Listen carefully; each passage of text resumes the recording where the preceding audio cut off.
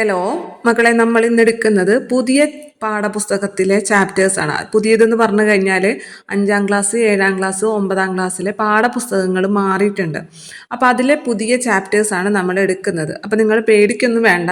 പഴയ പാഠപുസ്തകത്തിൽ നമ്മൾ പഠിച്ച അതേ കാര്യങ്ങളൊക്കെ തന്നെയാണ്. അതിൽ കൂടി കുറച്ചും കൂടി കാര്യങ്ങൾ എക്സ്ട്രാ അവർ ആഡ് ചെയ്തിട്ടുണ്ട് എന്നേ ഉള്ളൂ. നമുക്ക് പഠിക്കാൻ വളരെ എളുപ്പമാണ്. നമുക്ക് വേഗം തന്നെ പഠിച്ചു പോകാം. അപ്പോൾ ആദ്യം തന്നെ നമ്മൾ 9ാം ക്ലാസ്സിലെ ബയോളജി ചാപ്റ്ററാണ് എടുക്കുന്നത്. മറ്റൊന്നും കൊണ്ടല്ല, ഈ ബയോളജിയിൽ നിന്ന് ഇപ്പോൾ അടുത്ത് കൂടുതലായിട്ട് ഈ പുതിയ പാഠപുസ്തകങ്ങളിൽ നിന്ന് ചോദ്യങ്ങൾ വന്നിട്ടുണ്ട്. അപ്പോൾ അതുകൊണ്ട് തന്നെ നമ്മൾ 9ാം ക്ലാസ്സിലെ ബയോളജിയിൽ നിന്നാണ് നമ്മൾ പുതിയ പാഠപുസ്തകങ്ങളിലെ SCERT ചാപ്റ്റേഴ്സ് ആരംഭിക്കുന്നത്. 9ാം ക്ലാസ്സിലെ ഒന്നാമത്തെ ചാപ്റ്റർ എന്ന് പറയുന്നത് ജീവൽ പ്രക്രിയകളിലേക്ക് എന്നുള്ളതാണ്. ജീവൽ പ്രക്രിയകളിലേക്ക്. അപ്പോൾ ഈ ചാപ്റ്ററിൽ പറഞ്ഞിരിക്കുന്ന കുറേ കാര്യങ്ങളൊക്കെ നമ്മൾ മുമ്പത്തെ 9ാം ക്ലാസ്സിലെ ജീവമണ്ഡലത്തിൻ്റെ സംരക്ഷകർ എന്നുള്ള പാഠഭാഗത്തിൽ പഠിച്ചിട്ടുണ്ട്. മാറിയ ടെക്സ്റ്റ് ബുക്ക് ഉണ്ടല്ലോ, അതിൽ ജീവമണ്ഡലത്തിൻ്റെ സംരക്ഷകർ എന്ന ചാപ്റ്ററിൽ നമ്മൾ പഠിച്ച കുറേ കാര്യങ്ങളൊക്കെ തന്നെയാണ് ഈ ജീവൽ പ്രക്രിയകളിലേക്ക് എന്ന പുതിയ ചാപ്റ്ററിൽ ഉൾപ്പെടുത്തിയിട്ടുള്ളത്. അതിൻ്റെ കൂടെ കുറച്ചും കൂടി എക്സ്ട്രാ പോയിന്റും കൂടി അവർ ആഡ് ചെയ്തിട്ടുണ്ട്. അപ്പോൾ ആദ്യമായി പഠിക്കുന്നവർക്ക് വേണ്ടിയിട്ടും അല്ല ഓൾറെഡി പഠിച്ചവർക്ക് വേണ്ടിയിട്ടും നമ്മൾ എല്ലാ കാര്യങ്ങളും വിശദീകരിച്ച് തന്നെ പറഞ്ഞു പോകുന്നുണ്ട്. പക്ഷേ ടെക്സ്റ്റ് ബുക്ക് ഓരോ വാക്കുകളും അല്ലെങ്കിൽ ഓരോ സെൻറ്റൻസ് ബൈ സെൻറ്റൻസ് വായിച്ചുകൊണ്ടല്ല പറയുന്നത്. അത് നമ്മുടെ കുറേ സമയം വെറുതെ നഷ്ടപ്പെടുത്തും. അതുകൊണ്ടാണ്. അപ്പം ഞാൻ നിങ്ങളെ പഠിച്ച കാര്യങ്ങളൊക്കെ ഈ പാഠഭാഗത്തിൽ വരുന്ന ഭാഗങ്ങളാണ്. അതൊക്കെ ജസ്റ്റ് നിങ്ങളെ ഒന്ന് ഓർമ്മപ്പെടുത്താണ്. പ്രകാശ സംശ്ലേഷണത്തെക്കുറിച്ച് പറയുന്നുണ്ട്. പ്രകാശ സംശ്ലേഷണം നമുക്കറിയാലോ. പ്രകാശ സംശ്ലേഷണത്തിന് ആവശ്യമായിട്ടുള്ള ഘടകങ്ങൾ എന്തൊക്കെയാണ്? പ്രകാശ സംശ്ലേഷണത്തിന് ജലം ആവശ്യമുണ്ട് അല്ലേ?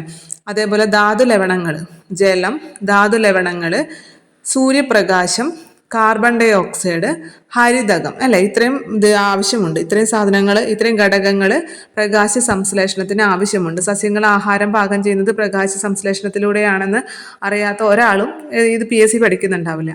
അപ്പോൾ പ്രകാശ സംശ്ലേഷണത്തിന് ആവശ്യമായിട്ടുള്ള ഘടകങ്ങൾ ഏതൊക്കെയാണ്? ജലം, ധാതു ലവണങ്ങൾ, സൂര്യപ്രകാശം, കാർബൺ ഡൈ ഓക്സൈഡ്, ഹരിതകം. സസ്യങ്ങളുടെ ഇലയിൽ വെച്ചിട്ടാണ് അല്ലേ ആഹാരം പാകം ചെയ്യുന്നത്. ആ ഇലകൾക്ക് പച്ച നിറം നൽകുന്ന വർണ്ണകണം എന്ന് പറയുന്നത് ഹരിതകം തന്നെയാണ്.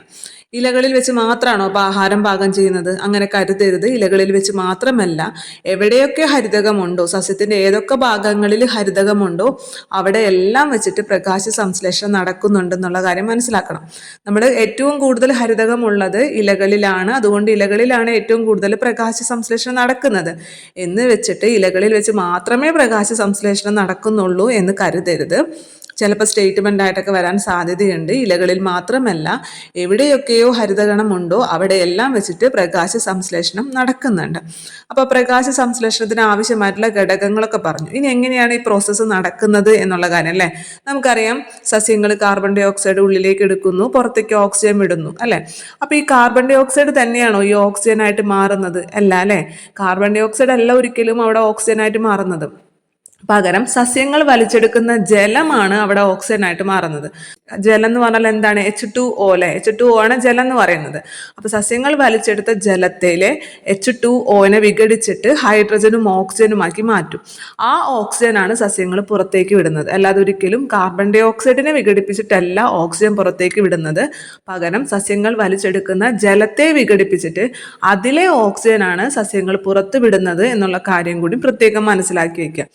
ഇനി പ്രകാശ സംശ്ലേഷണത്തിന് 2 ഘട്ടങ്ങൾ ഉണ്ടെന്ന് അറിയാം അല്ലെ? ഒന്നാമത്തത് പ്രകാശഘട്ടം, രണ്ടാമത്തത് ഇരുണ്ട ഘട്ടം അല്ലെ? പ്രകാശഘട്ടം എന്ന് പറയുമ്പോൾ അറിയാം നമുക്കത് പ്രകാശത്തിന്റെ സാന്നിധ്യത്തിൽ നടക്കുന്ന പ്രോസസ്സാണ്. എന്നാൽ ഇരുണ്ട ഘട്ടം എന്ന് പറയുന്നത് പ്രകാശത്തിന്റെ അസാന്നിധ്യത്തിൽ നടക്കുന്നതാണ്. അതായത് പ്രകാശം ആവശ്യമില്ല അവിടെ. അപ്പൊ പ്രകാശ സംശ്ലേഷണത്തിന് തന്നെ 2 ഘട്ടങ്ങളുണ്ട്. ഒന്നാമത്തത് പ്രകാശഘട്ടവും രണ്ടാമത്തത് ഇരുണ്ട ഘട്ടവും. പ്രകാശഘട്ടത്തിലാണ് പ്രകാശം ഉപയോഗപ്പെടുത്തുന്നത്. രണ്ടാമത്തെ ഘട്ടത്തിൽ അവിടെ പ്രകാശത്തിന്റെ സാന്നിധ്യത്തിലല്ല നടക്കുന്നത്. ഇനി അതേപോലെ തന്നെ ഇത് നടക്കുന്നതും രണ്ടും 2 സ്ഥലത്ത് വെച്ചിട്ടാണ് അല്ലെ? ഒന്നാമത്തത് ഗ്രാനയിൽ വെച്ചിട്ടും രണ്ടാമത്തത് സ്ട്രോമയിൽ വെച്ചിട്ടാണ് നടക്കുന്നത്. നമുക്കറിയാലോ, നമ്മൾ ഇംഗ്ലീഷിൽ എഴുതുമ്പോൾ ഗ്രാന എന്ന് പറയുമ്പോൾ G ആണ് ഫസ്റ്റ് വരുന്നത്, അതിനുശേഷമാണ് S വരുന്നത്, സ്ട്രോമ എന്ന് വരുന്നത് അല്ലെ? അപ്പം അതുകൊണ്ട് തന്നെ പ്രകാശഘട്ടം നടക്കുന്നത് ഗ്രാനയിലും ഇരുണ്ട ഘട്ടം നടക്കുന്നത് സ്ട്രോമയിലുമാണ്. പ്രകാശഘട്ടം നടക്കുന്നത് ഗ്രാനയിലും ഇരുണ്ട ഘട്ടം നടക്കുന്നത് സ്ട്രോമയിലുമാണ്. അത്രയും കാര്യങ്ങൾ ഓക്കെ അല്ലേ? ഇനി ഈ ഗ്രാനയിൽ വെച്ചിട്ട് എന്തൊക്കെ കാര്യങ്ങൾ നടക്കുന്നു, സ്ട്രോമയിൽ വെച്ചിട്ട് എന്തൊക്കെ കാര്യങ്ങൾ നടക്കുന്നു എന്നുള്ളതാണ്. അപ്പൊ ഗ്രാനയിൽ വെച്ച് നമ്മൾ ഓൾറെഡി പറഞ്ഞു, നമ്മുടെ ജലത്തെ എന്താക്കി മാറ്റുന്നു, ഹൈഡ്രജനും ഓക്സിജനുമാക്കി സ്പ്ലിറ്റ് ചെയ്യുന്നു, ഓക്സിജനെ പുറത്തു വിടുന്നു എന്ന് പറഞ്ഞു.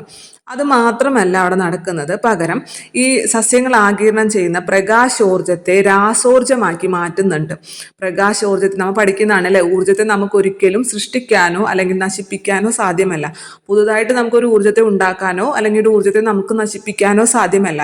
ഊർജത്തെ ഒരു രൂപത്തിൽ നിന്നും മറ്റൊരു രൂപത്തിലേക്ക് മാറ്റാൻ മാത്രമേ സാധ്യമുള്ളൂ അല്ലെ. ഊർജ്ജം എന്ന് പറയുന്നത് എപ്പോഴും ഒരു രൂപത്തിൽ നിന്ന് മറ്റൊരു രൂപത്തിലേക്ക് മാറുകയാണ് ചെയ്യുന്നത്. അപ്പൊ സസ്യങ്ങൾ വലിച്ചെടുക്കുന്ന പ്രകാശോർജം എന്തായി മാറുന്നു, രാസോർജമായി മാറുന്നു. സംഭരിക്കപ്പെടുന്ന എല്ലാ ഊർജങ്ങളും രാസോർജമാണ്. സംഭരിക്കപ്പെടുന്ന എല്ലാ ഊർജങ്ങളും രാസോർജമാണ്. PSC ചോദിച്ചിട്ടുണ്ട് അല്ലെ, നമ്മുടെ ബാറ്ററിയിൽ, നമ്മൾ കടയിൽ നിന്നൊക്കെ വാങ്ങിക്കുന്ന ബാറ്ററിയിൽ ഊർജ്ജം എന്താണെന്ന് ചോദിച്ചാൽ സംഭരിച്ച് വെച്ചിരിക്കുന്ന ഊർജ്ജമല്ല, അപ്പൊ അത് രാസോർജമാണ് അല്ലെ. അപ്പൊ പ്രകാശോർജത്തെ രാസോർജമാക്കി മാറ്റുക കൂടി എവിടെ വെച്ച് നടക്കുന്നുണ്ട്, ഗ്രാനയിൽ വെച്ച് നടക്കുന്നുണ്ട്. ഇനി ഈ പ്രകാശത്തെ ആഗിരണം ചെയ്യുന്നു എന്ന് പറഞ്ഞു അല്ലെ നമ്മൾ.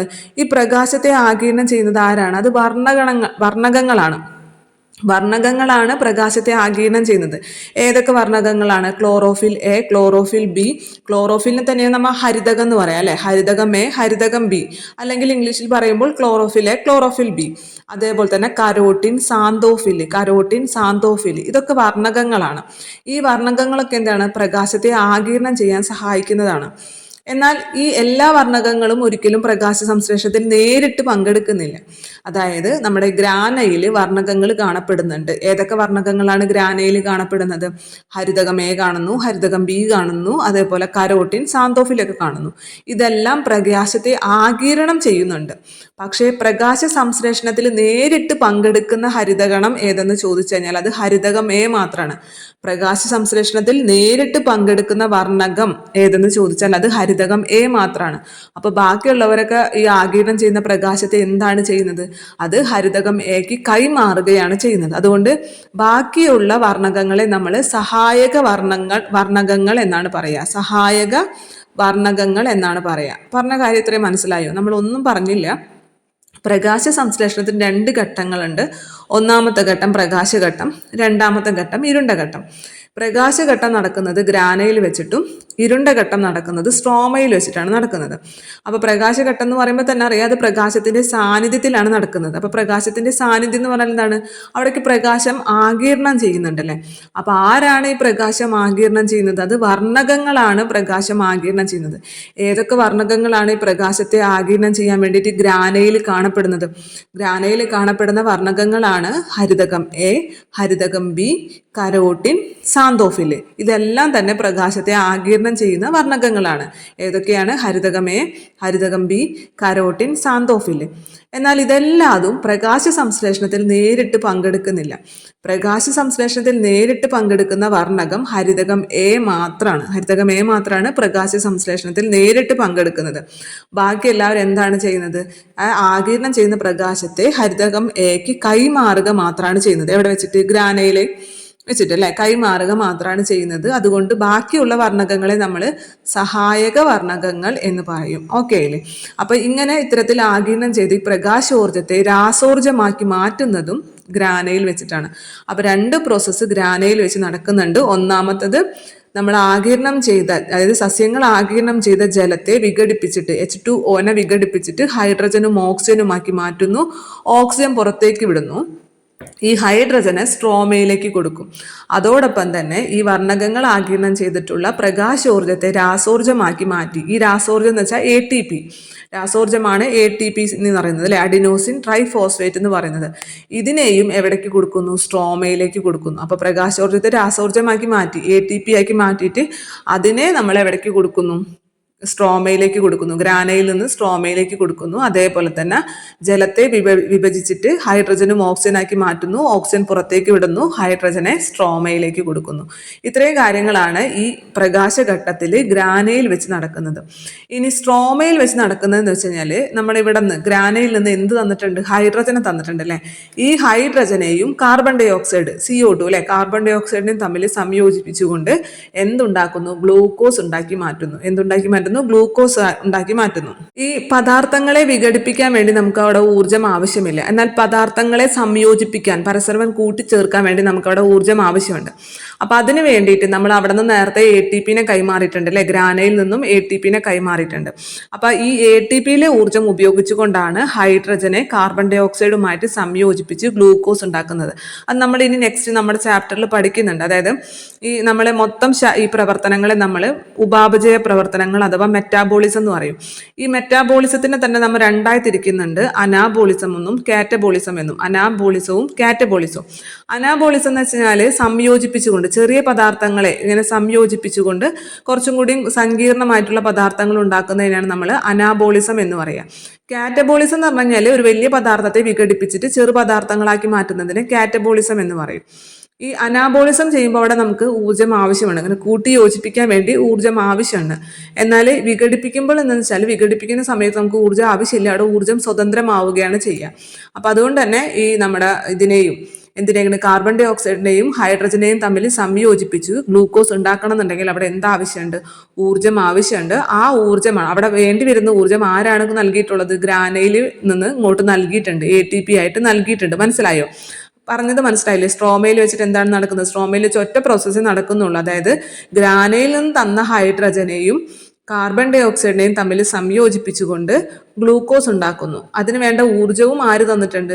ഗ്രാനയിൽ നിന്ന് ഇങ്ങോട്ട് തന്നിട്ടുണ്ട് അല്ലെ, ATP ആയിട്ട്. ആ ATPയിലെ ഊർജ്ജം ഉപയോഗിച്ചുകൊണ്ടാണ് കാർബൺ ഡൈ ഓക്സൈഡിനെയും ഹൈഡ്രജനെയും കൂടി സംയോജിപ്പിച്ചുകൊണ്ട് ഗ്ലൂക്കോസ് ആക്കി മാറ്റുന്നത്. പിന്നെ ഈ ഗ്ലൂക്കോസ് എന്ന് പറയുന്നത് പെട്ടെന്ന് തന്നെ ജലത്തിൽ അലിഞ്ഞു പോകും.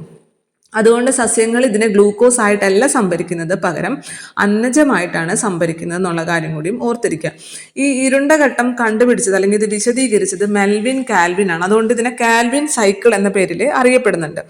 ഇരുണ്ട ഘട്ടത്തിൽ നടക്കുന്ന ഈ ചാക്രിക രാസപ്രവർത്തനങ്ങൾ കണ്ടെത്തിയ ശാസ്ത്രജ്ഞന്റെ പേര് മെൽവിൻ കാൽവിൻ എന്നാണ്. അതുകൊണ്ട് തന്നെ ഇതിന് മറ്റൊരു പേരെന്ന് പറയുന്നത് കാൽവിൻ ചക്രം അല്ലെങ്കിൽ കാൽവിൻ സൈക്കിൾ എന്ന് പറയും. ഈ കാൽവിൻ ചക്രത്തിന്റെ അല്ലെങ്കിൽ ഇതിന്റെ കണ്ടുപിടുത്തത്തിന്, മെൽവിൻ കാൽവിന്റെ ഈ കാൽവിൻ സൈക്കിളിന്റെ കണ്ടുപിടുത്തത്തിന് അദ്ദേഹത്തിന് 1961 നോബൽ സമ്മാനവും കിട്ടിയിട്ടുണ്ട്. അതൊക്കെ നമ്മൾ മുമ്പത്തെ ചാപ്റ്ററിൽ, അതായത് ഈ ജീവമണ്ഡലത്തിന്റെ സംരക്ഷകർ എന്നുള്ള മുമ്പത്തെ ചാപ്റ്ററിൽ വരുന്ന കാര്യങ്ങളാണ്. അതും കൂടി മൈൻഡിലേക്ക്, അതും ചോദിക്കില്ല നമുക്ക് പറയാൻ പറ്റില്ല. ഇനി നമുക്ക് നമ്മുടെ ഈ പുതിയ ചാപ്റ്ററിലേക്ക് തിരിച്ചു വരാം.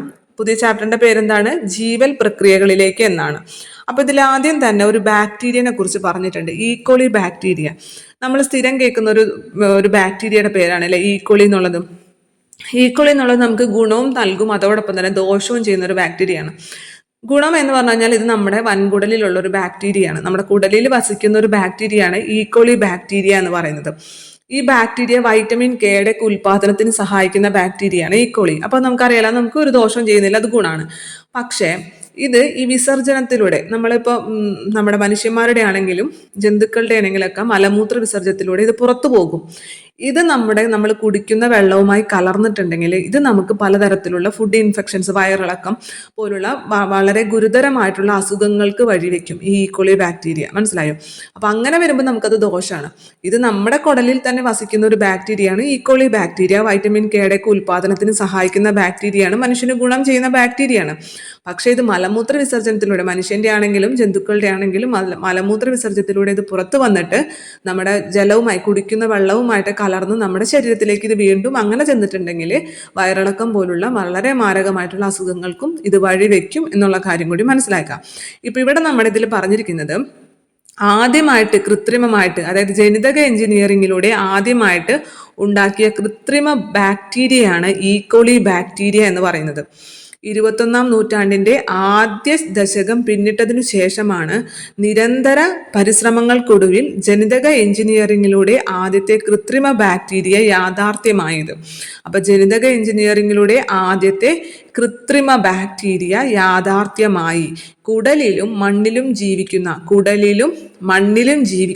ഈക്കോളി ബാക്ടീരിയയാണ് കാംബ്രിഡ്ജിലെ ഒരു സംഘം ഗവേഷകർ കൃത്രിമ രീതിയിൽ സൃഷ്ടിച്ചത്. കാംബ്രിഡ്ജിലെ ഒരു സംഘം ഗവേഷകർ കൃത്രിമ രീതിയിലൂടെ, അതായത് ജനിതക എഞ്ചിനീയറിംഗിലൂടെ ഒരു ബാക്ടീരിയനെ നിർമ്മിച്ചു. ആദ്യമായിട്ട് അത്തരത്തിൽ നിർമ്മിച്ച കൃത്രിമ ബാക്ടീരിയ ഏതാണ്? ഈക്കോളി ബാക്ടീരിയയാണ്. ഇത് വളരെ സാവധാനത്തിലേ വളരുകയുള്ളൂ, അതേപോലെ തന്നെ സാവധാനത്തിൽ മാത്രമേ വിഭജിക്കുകയുള്ളൂ. നമുക്കറിയാലോ, ബാക്ടീരിയ വിഭജിച്ചിട്ടാണ് അല്ലേ പുതിയതുണ്ടാവാം. അപ്പോൾ ഇത് സാവധാനത്തിലാണ് വളരുന്നത്, അതുപോലെ സാവധാനത്തിലാണ് വിഭജിക്കുന്നത്. എന്നാൽ ഇതിനെ ബാക്കി ഒരു കാര്യത്തിലും ഇതിന് ഒറിജിനലായിട്ട് യാതൊരു വ്യത്യാസവും ഇല്ല. അതുകൊണ്ടാണ് അവിടെ നമ്മുടെ ടെക്സ്റ്റ് ബുക്കിൽ തന്നെ ഒരു കാർട്ടൂണൊക്കെ പോലെ നൽകിയിട്ടുണ്ട്.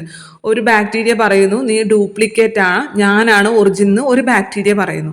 അപ്പം നമ്മുടെ ഈ കൃത്രിമ ബാക്ടീരിയ പറയാണ് ഒറിജിനലും ഡ്യൂപ്ലിക്കേറ്റും ഒന്നുമില്ല, നമ്മൾ രണ്ടും ബാക്ടീരിയകളാണ്, എന്നെ ലാബിൽ നിർമ്മിച്ചതാണ് എന്നേ ഉള്ളൂ. മനസ്സിലായ? അപ്പോൾ ഈ പ്രകൃതിയിൽ കാണപ്പെടുന്ന ബാക്ടീരിയയും ലാബിൽ നിർമ്മിച്ച ബാക്ടീരിയയും തമ്മിൽ യാതൊരു വ്യത്യാസവും ഇല്ല. ഇത് സാവധാനത്തിൽ, കൃത്രിമ ബാക്ടീരിയ കുറച്ചും കൂടി സാവധാനത്തിൽ മാത്രമേ വളരുകയും വിഭജിക്കുകയും ഉള്ളൂ.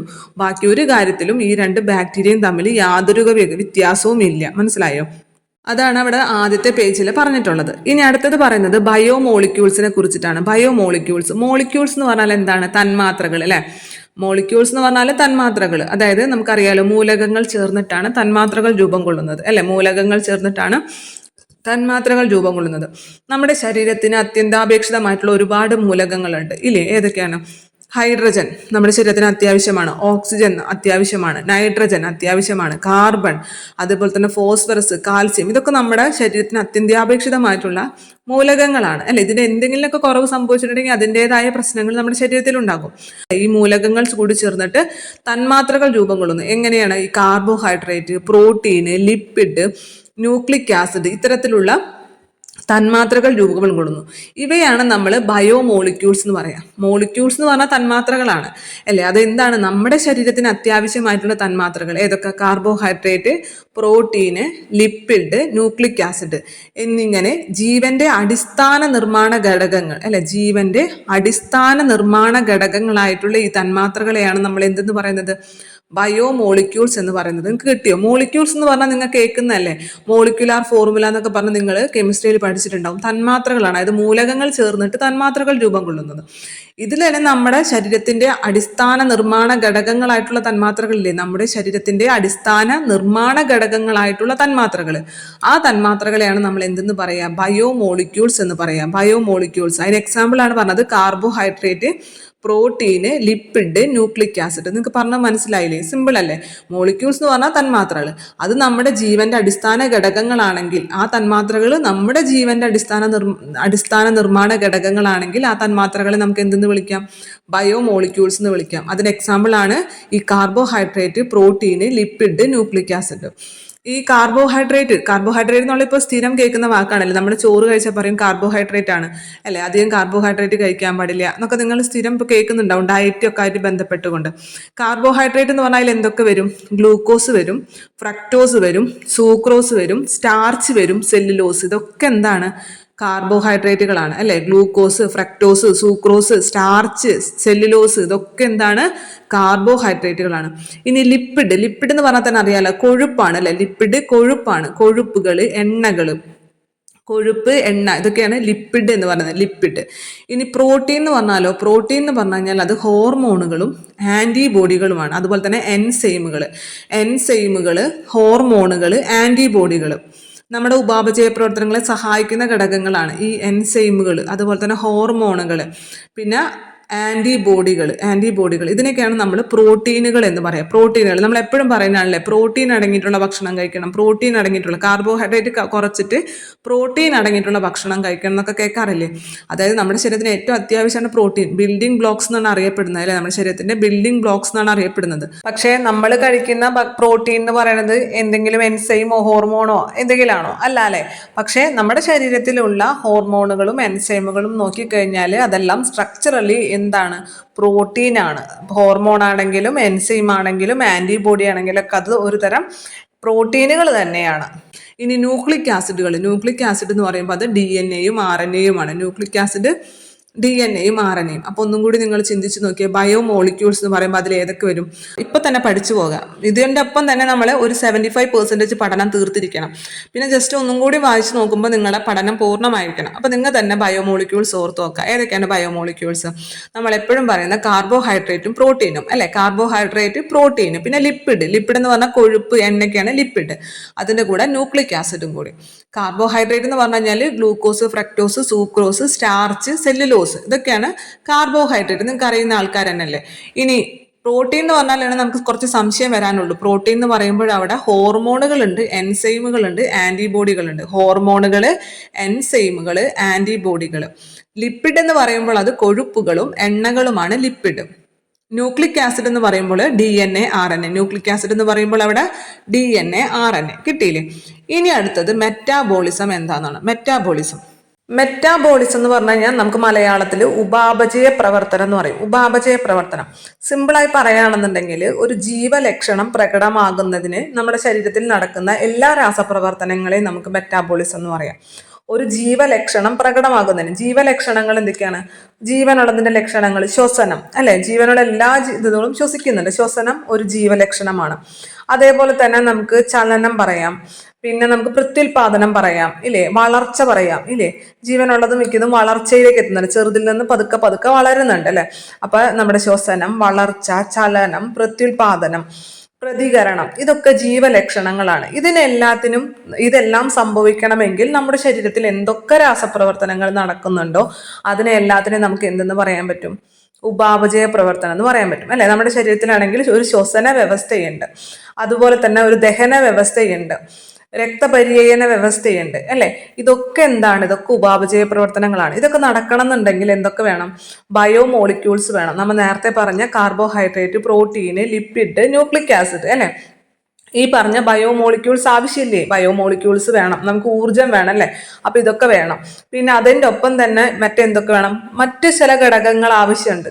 ഇത് മാത്രമാണോ? അല്ല, വേറെയും ഘടകങ്ങൾ നമുക്ക് ആവശ്യമുണ്ടല്ലോ. അപ്പൊ അതിനെ നമുക്ക് മറ്റ് രാസഘടകങ്ങൾ എന്ന് പറയാം. അപ്പൊ ഈ ബയോമോളിക്യൂൾസും മറ്റ് രാസഘടകങ്ങളും ചേർന്ന് നടത്തുന്ന എല്ലാ പ്രവർത്തനങ്ങളെയും നമുക്ക് എന്തെന്ന് പറയാം? അതിനെല്ലാത്തിനെയും കൂടി നമുക്ക് ഉപാപചയ പ്രവർത്തനങ്ങൾ അഥവാ മെറ്റാബോളിസം എന്ന് പറയാം. മനസ്സിലായോ നിങ്ങൾക്ക്? അതായത് ബയോമോളിക്യൂളുകളും മറ്റനവധി രാസഘടകങ്ങളും ചേർന്ന് നടത്തുന്ന പ്രവർത്തനങ്ങളിലൂടെയാണ് ജീവലക്ഷണങ്ങളെല്ലാം പ്രകടമാകുന്നത്. ഒരു ജീവിയിൽ നടക്കുന്ന അത്തരം രാസപ്രവർത്തനങ്ങളെ ഒന്നാകെ മെറ്റാബോളിസം എന്ന് പറയാം. ജീവലക്ഷണങ്ങൾ പ്രകടമാകണമെങ്കിൽ നമ്മുടെ ശരീരത്തിലെ ബയോമോളിക്യൂൾസും അതേപോലെ തന്നെ മറ്റ് രാസഘടകങ്ങളും ചേർന്നുകൊണ്ട് പല പ്രവർത്തനങ്ങളും നടക്കുന്നുണ്ട്. ഇത്തരം എല്ലാ രാസപ്രവർത്തനങ്ങളെയും നമുക്ക് എന്തെന്ന് പറയാം? മെറ്റാബോളിസം അഥവാ ഉപാപചയ പ്രവർത്തനം എന്ന് പറയാം. മനസ്സിലായില്ലേ നിങ്ങൾക്ക്? ഇനി മെറ്റാബോളിസത്തെ തന്നെ നമ്മൾ രണ്ടായി തിരിച്ചിട്ടുണ്ട്. അനാബോളിസം എന്നും കാറ്റബോളിസം എന്നും. അനാബോളിസം എന്നും കാറ്റബോളിസം എന്നും പറഞ്ഞിട്ടുണ്ട്. ഈ അനാബോളിസം എന്ന് പറഞ്ഞു കഴിഞ്ഞാൽ ഈ തന്മാത്രകളെ കൂട്ടിച്ചേർത്ത് കുറച്ചും കൂടി സങ്കീർണമായിട്ടുള്ള ഘടകങ്ങൾ ഉണ്ടാക്കുക, കുറച്ചും കൂടി വലിയ സങ്കീർണമായിട്ടുള്ള പദാർത്ഥങ്ങളാക്കി മാറ്റുന്നതിനാണ് നമ്മൾ അനാബോളിസം എന്ന് പറയുന്നത്. നമ്മൾ നേരത്തെ പ്രകാശ സംശ്ലേഷണത്തിൽ ഹൈഡ്രജനെയും കാർബൺ ഡൈ ഓക്സൈഡിനെയും തമ്മിൽ കൂട്ടിച്ചേർത്തിട്ട് ഗ്ലൂക്കോസ് ഉണ്ടാക്കുന്ന കാര്യം പറഞ്ഞു. അത് അനാബോളിസമാണ്, അല്ലെ? കൂട്ടിച്ചേർക്കലാണ്, അനാബോളിസമാണ്. അവിടെ ഊർജം ആവശ്യമാണ്. നമുക്ക് എന്തെങ്കിലും കൂട്ടിച്ചേർക്കണമെങ്കിൽ അവിടെ ഊർജം ആവശ്യമാണ്. ഇനി ഇപ്പുറത്ത് മെറ്റാബോളിസം എന്ന് പറഞ്ഞാൽ എന്താണ്? മെറ്റാബോളിസം എന്ന് വെച്ചാൽ വിഘടനാണ്. ഒരു സങ്കീർണമായിട്ടുള്ള ഒരു പദാർത്ഥത്തെ വിഘടിപ്പിച്ച് ചെറിയ ചെറിയ പാർട്ടിക്കിൾസ് ആക്കി മാറ്റാം. അതിന് ഏറ്റവും നല്ല എക്സാമ്പിൾ നമ്മുടെ ദഹനം തന്നെയാണ്. നമ്മൾ കഴിക്കുന്ന കാർബോഹൈഡ്രേറ്റിനാണെങ്കിലും പ്രോട്ടീനാണെങ്കിലും ഒക്കെ എന്ത് ചെയ്യും? കുഞ്ഞു കുഞ്ഞു പാർട്ടിക്കിൾസ് ആയിട്ട് വിഘടിപ്പിക്കും, അല്ലേ? പ്രോട്ടീനൊക്കെ വിഘടിപ്പിച്ചിട്ട് അമിനോ ആസിഡുകളാക്കി മാറ്റും. അത് എന്തിന് എക്സാമ്പിളാണ്? കാറ്റബോളിസത്തിന് എക്സാമ്പിളാണ്. കാറ്റബോളിസത്തിന്റെ ഫലമായിട്ട് സാധാരണ എനർജി റിലീസ് ആവാണ് ചെയ്യുക. എന്നാൽ നമ്മൾ നേരത്തെ പറഞ്ഞ അനാബോളിസത്തിൽ അവിടെ ഊർജം ഉപയോഗിക്കുകയാണ് ചെയ്യുക. നമ്മൾ നേരത്തെ കണ്ടൂല്ലേ, നമ്മൾ ഇപ്പുറത്ത് ഗ്രാനയിൽ നിന്ന് കൊടുത്ത ATP ഊർജം ഉപയോഗിച്ചുകൊണ്ടാണ് അവിടെ ഹൈഡ്രജനെയും കാർബൺ ഡൈ ഓക്സൈഡിനെയും തമ്മിൽ സംയോജിപ്പിച്ചുകൊണ്ട് ഗ്ലൂക്കോസ് ഉണ്ടാക്കിയത്.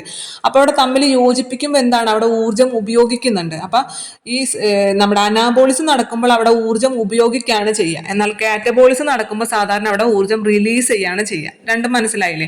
ഈ മെറ്റാബോളിസത്തിനെ തന്നെ നമ്മൾ രണ്ടായി തിരിച്ചിരിക്കുന്നു, അനാബോളിസം എന്നും കാറ്റബോളിസം എന്നും. അനാബോളിസം എന്ന് വെച്ച് കഴിഞ്ഞാൽ ചെറിയ ചെറിയ പാർട്ടിക്കിൾസിനെ കൂട്ടിച്ചേർത്ത് കുറച്ചും കൂടി സങ്കീർണമായിട്ടുള്ള വലിയൊരു പദാർത്ഥം ഉണ്ടാക്കുന്നതിനാണ് നമ്മൾ അനാബോളിസം എന്ന് പറയുക. അതിന് ഏറ്റവും നല്ല എക്സാമ്പിൾ പ്രകാശ സംശ്ലേഷണത്തിൽ നമ്മൾ ഗ്ലൂക്കോസ് ഉണ്ടാക്കിയതാണ്. നമ്മുടെ ഹൈഡ്രജനും കാർബൺ ഡൈ ഓക്സൈഡും കൂടി സംയോജിപ്പിച്ചുകൊണ്ട് ATP ഉപയോഗിച്ചിട്ട് ഊർജം ഉപയോഗിച്ചുകൊണ്ട് നമ്മൾ അവിടെ എന്തുണ്ടാക്കി? ഗ്ലൂക്കോസ് ഉണ്ടാക്കി. അത് അനാബോളിസമാണ്. കാറ്റബോളിസം എന്ന് വെച്ച് കഴിഞ്ഞാൽ വിഘടനമാണ്. ഒരു വലിയ പദാർത്ഥത്തെ, കുറച്ചും കൂടി സങ്കീർണമായിട്ടുള്ള പദാർത്ഥത്തെ വിഘടിപ്പിച്ച് ചെറിയ ചെറിയ ലഘു പാർട്ടിക്കിൾസ് ആക്കി മാറ്റുന്നതിനെയാണ് നമ്മൾ കാറ്റബോളിസം എന്ന് പറയുക. കാറ്റബോളിസത്തിന്റെ ഫലമായിട്ട് സാധാരണ ഊർജ്ജം റിലീസ് ആവാനും ചെയ്യുക. അതിന് എക്സാമ്പിൾ നമ്മുടെ ദഹനം തന്നെയാണ്. നമ്മുടെ പ്രോട്ടീൻ ദഹിക്കുമ്പോൾ വിഘടിച്ചിട്ട് എന്തായി മാറുന്നുണ്ട്? അമിനോ ആസിഡുകളായി മാറുന്നുണ്ട്. പ്രോട്ടീൻ എന്ന് മാത്രമല്ല എന്ത് സാധനം, ഇപ്പൊ കാർബോഹൈഡ്രേറ്റ് ആണെങ്കിലും വിഘടിച്ചിട്ട് അതിൽ ചെറിയ പാർട്ടിക്കിൾസ് ആയിട്ട് മാറുന്നതിന് നമ്മൾ കാറ്റബോളിസം എന്നാണ് പറയുക. അപ്പൊ മെറ്റാബോളിസത്തിന്റെ രണ്ട് ഭാഗം കിട്ടിയില്ല. അനാബോളിസം. അനാബോളിസം എന്ന് പറയുമ്പോൾ ആന നോർത്താൽ മതി. അത് ആനയാക്കി മാറ്റാം. ചെറിയ ചെറുതിനെ കുറെ കുഞ്ഞു കുഞ്ഞു സാധനങ്ങളെ പാർട്ടിക്കിൾസിനെ കൂട്ടി വെച്ചുകൊണ്ട് ആനയാക്കി മാറ്റാം. അതാണ് അനാബോളിസം. കാറ്റബോളിസം എന്ന് വെച്ചാൽ എന്താണ്? ഒരു കാറ്റാക്കി മാറ്റാം. കാറ്റ് ചെറുതല്ലേ, അതായത് വലിയ പാർട്ടിക്കിൾസിനെ വിഭജിച്ച് വിഘടിപ്പിച്ചിട്ട് ചെറിയ പാർട്ടിക്കിൾസ് ആക്കി മാറ്റാം, ഒരു കാറ്റാക്കി മാറ്റാം. അപ്പൊ കൂട്ടി യോജിപ്പിക്കുന്നതിന് അനാബോളിസം എന്നും അതിനെ വിഘടിപ്പിക്കുന്നതിന് കാറ്റബോളിസം എന്നും പറയും. ഇവിടെ നമ്മുടെ ടെക്സ്റ്റ് ബുക്കിൽ ഞാൻ കാറ്റബോളിസം എന്നാണ് പറയുന്നത്. ഇതിൽ കറ്റാബോളിസം എന്നാണ് കൊടുത്തിരിക്കുന്നത്. കറ്റാബോളിസം എങ്ങനെ പ്രൊനൗൺസ് ചെയ്യണമെന്ന് ഇംഗ്ലീഷിൽ വലിയ പരിജ്ഞാനം ഇല്ലാത്തതുകൊണ്ട് എനിക്ക് ഉറപ്പ് പറയാൻ പറ്റില്ല. ഞാനത് കാറ്റബോളിസം എന്നാണ് മുമ്പ് തൊട്ടേ പ്രൊനൗൺസ് ചെയ്തിട്ടുള്ളത്. അങ്ങനെയാണ്, അതുകൊണ്ടാണ് അങ്ങനെ പറയുന്നത്. നിങ്ങൾക്ക് ഇഷ്ടമുള്ള രീതിയിൽ നിങ്ങൾ പഠിച്ചാൽ മതി. നമുക്ക് ആരെയും പറഞ്ഞു കേൾപ്പിക്കേണ്ട ആവശ്യമില്ലല്ലോ, നമുക്ക് മനസ്സിലായാൽ മതിയല്ലോ. ഇനി അപ്പുറത്ത് തന്നെ ഒരു കുഞ്ഞു ബോക്സിലായിട്ട് ഒരു കുഞ്ഞു കണക്കിന്റെ വലിപ്പം കൊടുത്തിട്ടുണ്ട്. അതായത് മനുഷ്യ ശരീരത്തിൽ ഏകദേശം 37 ട്രില്യൺ കോശങ്ങളുണ്ട്. മനുഷ്യ ശരീരത്തിൽ ഏകദേശം 37 ട്രില്യൺ കോശങ്ങളുണ്ട്.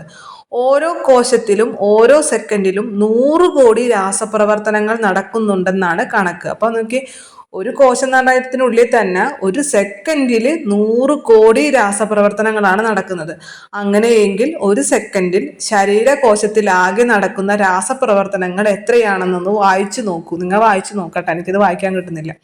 അപ്പൊ മനുഷ്യ ശരീരത്തിൽ ഏകദേശം 37 ട്രില്യൺ കോശങ്ങളാണ് ഉള്ളത്. 37 ട്രില്യൺ. ആ ഓരോ കോശങ്ങളിലും ഓരോ സെക്കൻഡിലും 100 കോടി രാസപ്രവർത്തനങ്ങൾ നടക്കുന്നുണ്ട്. അപ്പോൾ മൊത്തം അല്ലെ, ഒരു സെക്കൻഡിൽ നമ്മുടെ മൊത്തം ശരീരകോശങ്ങളിൽ എത്ര രാസപ്രവർത്തനം നടക്കുന്നുണ്ടെന്ന് നമ്മളൊന്ന് ജസ്റ്റ് ഊഹിച്ചാൽ മതി, അത്രയേ ഉള്ളൂ. അടുത്തതായിട്ട് ഇതിൽ എൻസൈമുകളെ കുറിച്ചിട്ടും ഹോർമോണുകളെ കുറിച്ചിട്ടാണ് പറയുന്നത്. രണ്ടും നമ്മൾ കേട്ടിട്ടുള്ള കാര്യങ്ങളാണ് അല്ലെ, എൻസൈമുകളും ഹോർമോണുകളും. നമ്മുടെ ശരീരത്തിൽ നടക്കുന്ന, നമ്മുടെ എന്നല്ല എല്ലാ ജീവികളുടെയും ശരീരത്തിൽ നടക്കുന്ന മെറ്റാബോളിസത്തെ, ഉപാപചയ പ്രവർത്തനങ്ങളെ നിയന്ത്രിക്കാനും സഹായിക്കാനും എൻസൈമുകളും ഹോർമോണുകളും ഉണ്ട് അല്ലെ. എൻസൈമുകളും ഹോർമോണുകളും നമ്മുടെ മെറ്റാബോളിസത്തെ നിയന്ത്രിക്കാനും സഹായിക്കാനും ഉള്ള ബയോമോളിക്യൂൾസുകളാണ്. ഇത് നമ്മുടെ കോശത്തിനുള്ളിൽ തന്നെ നിർമ്മിക്കപ്പെടുന്നുണ്ട്. അപ്പൊ എൻസൈം എന്ന് പറയുമ്പോൾ നമുക്ക് എൻസൈമുകൾ കേൾക്കുമ്പോൾ നമുക്ക് അപ്പം നമ്മുടെ ദഹനമാണ് അല്ലെ ഓർമ്മ വരും. ദഹനത്തിൽ ഒരുപാട് എൻസൈമുകൾ ഉപയോഗിക്കുന്നുണ്ട്. നമ്മുടെ വായയിൽ വെച്ച് തന്നെ ദഹനം ആരംഭിക്കുന്നുണ്ട്. നിങ്ങൾ കേട്ടിട്ടുണ്ടോ? വായയിൽ വെച്ച് തന്നെ ദഹനം ആരംഭിക്കുന്നുണ്ട്. നമ്മൾ കഴിക്കുന്ന ഭക്ഷണം ചവച്ചരയ്ക്കുന്ന സമയത്ത് നമുക്ക് ചെറിയൊരു മധുരം അനുഭവപ്പെടുന്നു. കാരണം എന്താണ്? നമ്മുടെ ഉമിനീരിൽ അടങ്ങിയിരിക്കുന്ന സലൈവറി അമിലേസ്, നമ്മുടെ ഉമിനീരിൽ അടങ്ങിയിരിക്കുന്ന സലൈവറി അമിലേസ് നമ്മുടെ കഴിച്ച ഭക്ഷണത്തിലെ അന്നജത്തിനെ എന്താക്കി മാറ്റുന്നുണ്ട്? മാൾട്ടോസ് ആക്കി മാറ്റുന്നുണ്ട്. മാൾട്ടോസ്, അതാണ് നമ്മൾ ചവച്ചരയ്ക്കുന്ന സമയത്ത് നമുക്ക് ചെറിയൊരു മധുരം അനുഭവപ്പെടുന്നത്, മാൾട്ടോസ് ആക്കി മാറ്റുന്നതാണ്. അപ്പൊ അവിടെ എന്താണ്? നമ്മുടെ ദഹനത്തിന്റെ വേഗത വർദ്ധിപ്പിക്കാനല്ലേ ചെയ്യുന്നത് അല്ലേ? നമ്മുടെ ദഹനത്തിന്റെ വേഗത വർദ്ധിപ്പിക്കാൻ ഈ എൻസൈം സഹായിക്കുന്നുണ്ട്. അതിനുശേഷം നമ്മൾ ഇത് ഇറക്കി കഴിഞ്ഞ് നമ്മുടെ ആമാശയത്തിൽ എത്തുമ്പോൾ ആമാശയ രസത്തിൽ എൻസൈമുകൾ ഉണ്ട് ഇല്ലേ? പെപ്സിൻ എന്നുള്ളത് നമ്മുടെ ആമാശയ രസത്തിലെ ഒരു എൻസൈമാണ്. ഈ പെപ്സിൻ എന്താക്കുന്നു? നമ്മൾ കഴിച്ച ഭക്ഷണത്തിലുള്ള പ്രോട്ടീനെ പെപ്റ്റോൺ ആക്കി മാറ്റുന്നു. പ്രോട്ടീന്റെ ചെറിയ പാർട്ടിക്കിൾസ് ആണ് പെപ്റ്റോൺ എന്ന് പറയുന്നത്. അപ്പൊ പ്രോട്ടീനെ പെപ്റ്റോൺ ആക്കി മാറ്റുന്നത് എന്താണ്? പെപ്സിൻ ആണ്. ആമാശയ രസത്തിൽ അടങ്ങിയിരിക്കുന്ന പെപ്സിൻ എന്ന് പറഞ്ഞിട്ടുള്ള എൻസൈമാണ്. അപ്പൊ അതും ദഹനത്തിന് സഹായിക്കുന്നുണ്ട്. അപ്പൊ എൻസൈം എന്ന് പറയുമ്പോൾ എന്താണ്? നമ്മുടെ ജീവികളിൽ ഓരോ നിമിഷവും നടക്കുന്ന അസംഖ്യം രാസപ്രവർത്തനങ്ങളുടെ വേഗത വർദ്ധിപ്പിക്കാൻ സഹായിക്കുന്ന തന്മാത്രകളാണ് എൻസൈമുകൾ എന്ന് പറയുന്നത്. എൻസൈമുകൾ എന്ന് പറഞ്ഞാൽ എന്താണ്? ഓരോ നിമിഷവും നമ്മുടെ ശരീരത്തിൽ നടക്കുന്ന, നമ്മുടെ എന്നല്ല ജീവികളുടെ ശരീരത്തിൽ നടക്കുന്ന അസംഖ്യം രാസപ്രവർത്തനങ്ങളുടെ വേഗത വർദ്ധിപ്പിക്കാൻ സഹായിക്കുന്ന തന്മാത്രകളാണ് എൻസൈമുകൾ എന്ന് പറയുന്നത്. മിക്ക എൻസൈമുകളും പ്രോട്ടീനുകളാണ്. ഉമിനീരിലെ സലൈവറി അമിലേസ്, ആമാശയരസത്തിലെ പെപ്സിൻ, ഇതൊക്കെ എന്താണ്? എൻസൈമുകൾക്ക് ഉദാഹരണങ്ങളാണ്. ഇനി അടുത്തത് ഹോർമോൺ എന്ന് പറയുമ്പോൾ ഇൻസുലിൻ. നമുക്ക് എപ്പോഴും അറിയുന്നതല്ലേ, ഇൻസുലിൻ ഒരു ഹോർമോണാണ്. ഇൻസുലിൻ എന്ന് പറഞ്ഞാൽ നമ്മുടെ ശരീരത്തിലെ ഗ്ലൂക്കോസിന്, അധികമായിട്ടുള്ള ഗ്ലൂക്കോസിനെ ഗ്ലൈക്കോജൻ ആക്കി മാറ്റുന്നത് ഇൻസുലിൻ ആണ്. അതേപോലെ ഗ്ലൂക്കഗോൺ ഉണ്ട്. ഗ്ലൂക്കഗോൺ എന്താണ് ചെയ്യുന്നത്? ഗ്ലൂക്കഗോൺ ഈ നമ്മുടെ കരളിൽ സംഭരിച്ചു വെച്ചിട്ടുള്ള നമ്മുടെ ഗ്ലൈക്കോജനെ തിരിച്ച് ഗ്ലൂക്കോസ് ആക്കി മാറ്റുന്നത് ആരാണ്? അത് ഗ്ലൂക്കഗോൺ ആണ്. അതേപോലെ തന്നെ നമ്മുടെ ഇതിലടങ്ങിയിട്ടുള്ള രക്തത്തിലെ കാൽസ്യത്തിന്റെ അളവ് നിയന്ത്രിക്കാൻ വേണ്ടി കാൽസിറ്റോണിൻ ഉണ്ട്. കാൽസിറ്റോണിൻ എന്ത് ചെയ്യുന്നു? കാൽസിറ്റോണിൻ നമ്മുടെ രക്തത്തിലെ കാൽസ്യത്തിന്റെ അളവ് കുറയ്ക്കുന്നത് കാൽസിറ്റോണിനാണ്. രക്തത്തിലെ കാൽസ്യത്തിന്റെ അളവ് കൂട്ടുന്നതോ പാരാതെർമോൺ ആണ്. ഇതൊക്കെ എന്താണ്? ഇതൊക്കെ ഹോർമോണുകളാണ് അല്ലെ? ഹോർമോണുകൾ. ഇൻസുലിൻ ഒരു ഹോർമോണാണ്. അതേപോലെ തന്നെ നമ്മുടെ ഗ്ലൂക്കഗോൺ ഒരു ഹോർമോണാണ്. കാൽസിറ്റോണിൻ ഒരു ഹോർമോണാണ്. പാരാതെർമോൺ ഒരു ഹോർമോണാണ്. അതേപോലെ തന്നെ പലതരത്തിലുള്ള ലൈംഗിക ഹോർമോണുകളുണ്ട്. ഈസ്ട്രജൻ, പ്രൊജസ്ട്രോൺ അല്ലെ? ഇതൊക്കെ ഹോർമോണുകളാണ്. അപ്പൊ ഹോർമോണുകൾ എന്തിനാണ് സഹായിക്കുന്നത്? നമ്മുടെ ജീവൽ പ്രവർത്തനങ്ങളെ നിയന്ത്രിക്കുകയും ഏകോപിപ്പിക്കുകയും ചെയ്യുന്ന രാസതന്മാത്രകളാണ് ഹോർമോണുകൾ. നമ്മുടെ ജീവൽ പ്രവർത്തനങ്ങളെ നിയന്ത്രിക്കുകയും ഏകോപിപ്പിക്കുകയും ചെയ്യുന്ന രാസതന്മാത്രകളാണ് ഹോർമോണുകൾ. നമ്മുടെ വളർച്ചയ്ക്ക് സഹായിക്കുന്ന ഹോർമോൺ സെമാറ്റോട്രോപ്പിൻ ഇല്ലേ? അപ്പൊ അത്തരത്തിലുള്ള പല ഹോർമോണുകളും നമ്മുടെ ശരീരത്തിലുണ്ട്. അപ്പൊ ഇതൊക്കെ നമ്മുടെ ജീവൽ പ്രവർത്തനങ്ങളെ നിയന്ത്രിക്കുകയും ഏകോപിപ്പിക്കുകയും ചെയ്യുന്ന രാസതന്മാത്രകളാണ്. എൻസൈം എന്ന് പറഞ്ഞു കഴിഞ്ഞാൽ നമ്മുടെ ശരീരത്തിൽ നടക്കുന്ന രാസപ്രവർത്തനങ്ങളുടെ വേഗത വർദ്ധിപ്പിക്കാൻ സഹായിക്കുന്ന തന്മാത്രകളാണ് എൻസൈമുകൾ എന്ന് പറഞ്ഞാൽ. ഹോർമോൺ എന്ന് വെച്ചാൽ നിയന്ത്രിക്കുകയും ഏകോപിപ്പിക്കുകയും ചെയ്യുക. അഡ്രിനാലിൻ, നോർ അഡ്രിനാലിൻ ഇതൊക്കെ എന്താണ്? ഹോർമോൺ ആണ് അല്ലെ? നമ്മുടെ അടിയന്തര സാഹചര്യങ്ങളെ നേരിടാൻ വേണ്ടി നമ്മുടെ ശരീരത്തെ സജ്ജമാക്കുന്നത് അഡ്രിനാലിനാണ്. അപ്പൊ അഡ്രിനാലിൻ എന്താണ്? നമ്മുടെ ശരീരത്തെ നിയന്ത്രിക്കുകയല്ലേ ചെയ്യുന്നത്. അപ്പൊ നമ്മുടെ ശരീരത്തിലെ പ്രവർത്തനങ്ങളെ നിയന്ത്രിക്കുകയും ഏകോപിപ്പിക്കുകയും ചെയ്യുന്ന രാസതന്മാത്രകളാണ് ഹോർമോണുകൾ എന്ന് പറയുന്നത്. ഈ ഹോർമോണുകൾ ഉൽപ്പാദിപ്പിക്കുന്നതിന് വേണ്ടിയിട്ട് എൻഡോക്രൈൻ ഗ്രന്ഥികളുണ്ട് അല്ലെ? നമ്മുടെ ശരീരത്തിൽ ഇവയെ ഉൽപ്പാദിപ്പിക്കുന്നത് വിവിധ തരത്തിലുള്ള എൻഡോക്രൈൻ ഗ്രന്ഥികളാണ്. ലൈംഗിക അവയവങ്ങളുടെ പ്രവർത്തനത്തെ നിയന്ത്രിക്കുന്ന ടെസ്റ്റോസ്റ്റിറോൺ, ഈസ്ട്രജൻ, പ്രൊജസ്ട്രോൺ എന്നീ ഹോർമോണുകൾക്ക് ഉദാഹരണമാണ്. നമുക്ക് അറിയുന്നതാണ്. അപ്പൊ എൻസൈം എന്ന് പറയുമ്പോൾ നമ്മുടെ രാസപ്രവർത്തനങ്ങളുടെ വേഗത വർദ്ധിപ്പിക്കാനാണ് എൻസൈമുകൾ സഹായിക്കുന്നത്. നമ്മുടെ ഉമിനീരിൽ അടങ്ങിയിരിക്കുന്ന സലൈവറി അമിലേസും ആമാശയരസത്തിൽ അടങ്ങുന്ന പെപ്സിനൊക്കെ എൻസൈമിന് ഉദാഹരണമാണ്. ഹോർമോൺ എന്ന് പറഞ്ഞാൽ നമ്മുടെ ജീവൽ പ്രവർത്തനങ്ങളെ നിയന്ത്രിക്കുകയും ഏകോപിപ്പിക്കുകയും ചെയ്യുന്ന രാസതന്മാത്രകളാണ് ഹോർമോണുകൾ എന്ന് പറയുന്നത്. ഹോർമോണുകൾ ഉൽപ്പാദിപ്പിക്കുന്നത് വിവിധ തരത്തിലുള്ള എൻഡോക്രൈൻ ഗ്രന്ഥികളാണ്. ഈസ്ട്രജൻ, പ്രൊജസ്ട്രോൺ, ടെസ്റ്റോസ്റ്റിറോൺ ഇതൊക്കെ എന്താണ്? ഹോർമോണുകൾക്ക് ഉദാഹരണമാണെന്ന് നിങ്ങൾക്ക് എല്ലാവർക്കും അറിയാം. ഇനി അടുത്തതായിട്ടും ഈ കോശത്തിനുള്ളിൽ വെച്ച് തന്നെ പല പ്രവർത്തനവും നമ്മുടെ മെറ്റാബോളിസം നടക്കുന്നതിന് ആവശ്യമായിട്ടുള്ള പല പദാർത്ഥങ്ങളും നമ്മുടെ കോശത്തിനുള്ളിൽ തന്നെ ഉൽപ്പാദിപ്പിക്കുന്നുണ്ട്. ഇനി അല്ലാത്ത വസ്തുക്കൾ, പുറത്ത് ഉൽപ്പാദിപ്പിക്കുന്ന വസ്തുക്കൾ നമ്മുടെ കോശത്തിനുള്ളിലേക്ക് വരുന്നുണ്ട് അല്ലെ? രക്തം വഹിച്ചുകൊണ്ട് വന്നിട്ട് നമ്മുടെ കോശങ്ങൾക്ക് നൽകുന്നുണ്ട്. നിങ്ങൾക്കറിയാലോ, എല്ലാ വസ്തുക്കളും നമ്മുടെ കോശത്തിന് ആവശ്യമുള്ള എല്ലാ വസ്തുക്കളും കോശത്തിനുള്ളിൽ ഉണ്ടാക്കുന്നുണ്ടോ? ഇല്ല. ഇത് പല സ്ഥലത്തു നിന്നും നമ്മുടെ രക്തം വഴി വഹിച്ചുകൊണ്ട് വന്നിട്ട് കോശങ്ങൾക്ക് നൽകുന്നുണ്ട്. അപ്പൊ കോശത്തിനുള്ളിലേക്ക് ഈ ബാഹ്യ വസ്തുക്കൾ എങ്ങനെയാണ്, ഈ പദാർത്ഥങ്ങൾ എങ്ങനെയാണ് കോശത്തിനുള്ളിലേക്ക് കടക്കുന്നത് എന്നാണ് അടുത്തതായി പറഞ്ഞിട്ടുള്ളത്. അപ്പൊ അവിടെ ആദ്യം തന്നെ അമീബനെ കുറിച്ചിട്ടാണ് തന്നിരിക്കുന്നത്. നമുക്കറിയാം അമീബ ഒരു ഏകകോശ ജീവിയാണ്. ഇത് ബാഹ്യ പരിസരത്ത് നിന്നും പദാർത്ഥങ്ങൾ കോശസ്തരത്തിലൂടെ കോശദ്രവ്യത്തിലേക്ക് പ്രവേശിക്കുകയാണ് ചെയ്യുന്നത്. സിമ്പിളാണ്. കോശത്തിന് ചുറ്റും ഒരു കോശസ്തരം ഉണ്ട് അല്ലെ? ഒരു സ്ഥലം. ആ സ്ഥലത്തിലൂടെ എന്ത് ചെയ്യും? കോശദ്രവ്യത്തിലേക്ക് ഈ പദാർത്ഥം സിമ്പിളായിട്ട് കടക്കാണ് ചെയ്യുന്നത്. അമീബയിൽ വേറെ സങ്കീർണമായിട്ടുള്ള പ്രോസസ് ഒന്നുമില്ല. കോശസ്തരത്തിലൂടെ പദാർത്ഥങ്ങൾ കോശദ്രവ്യത്തിലേക്ക് കടക്കുകയാണ് ചെയ്യുന്നത്. സസ്യങ്ങളിൽ 3 മെത്തേഡാണ് അവിടെ നൽകിയിരിക്കുന്നത്. ഇമ്പോർട്ടൻ്റ് ആണ്, ചോദിച്ചിട്ടുള്ളതാണ്, ശ്രദ്ധിക്കണം ഭാഗം. ഒന്നാമത്തത് കോശഭിത്തിയിലൂടെ, കോശങ്ങൾക്കിടയിലുള്ള സ്ഥലത്തിലൂടെ.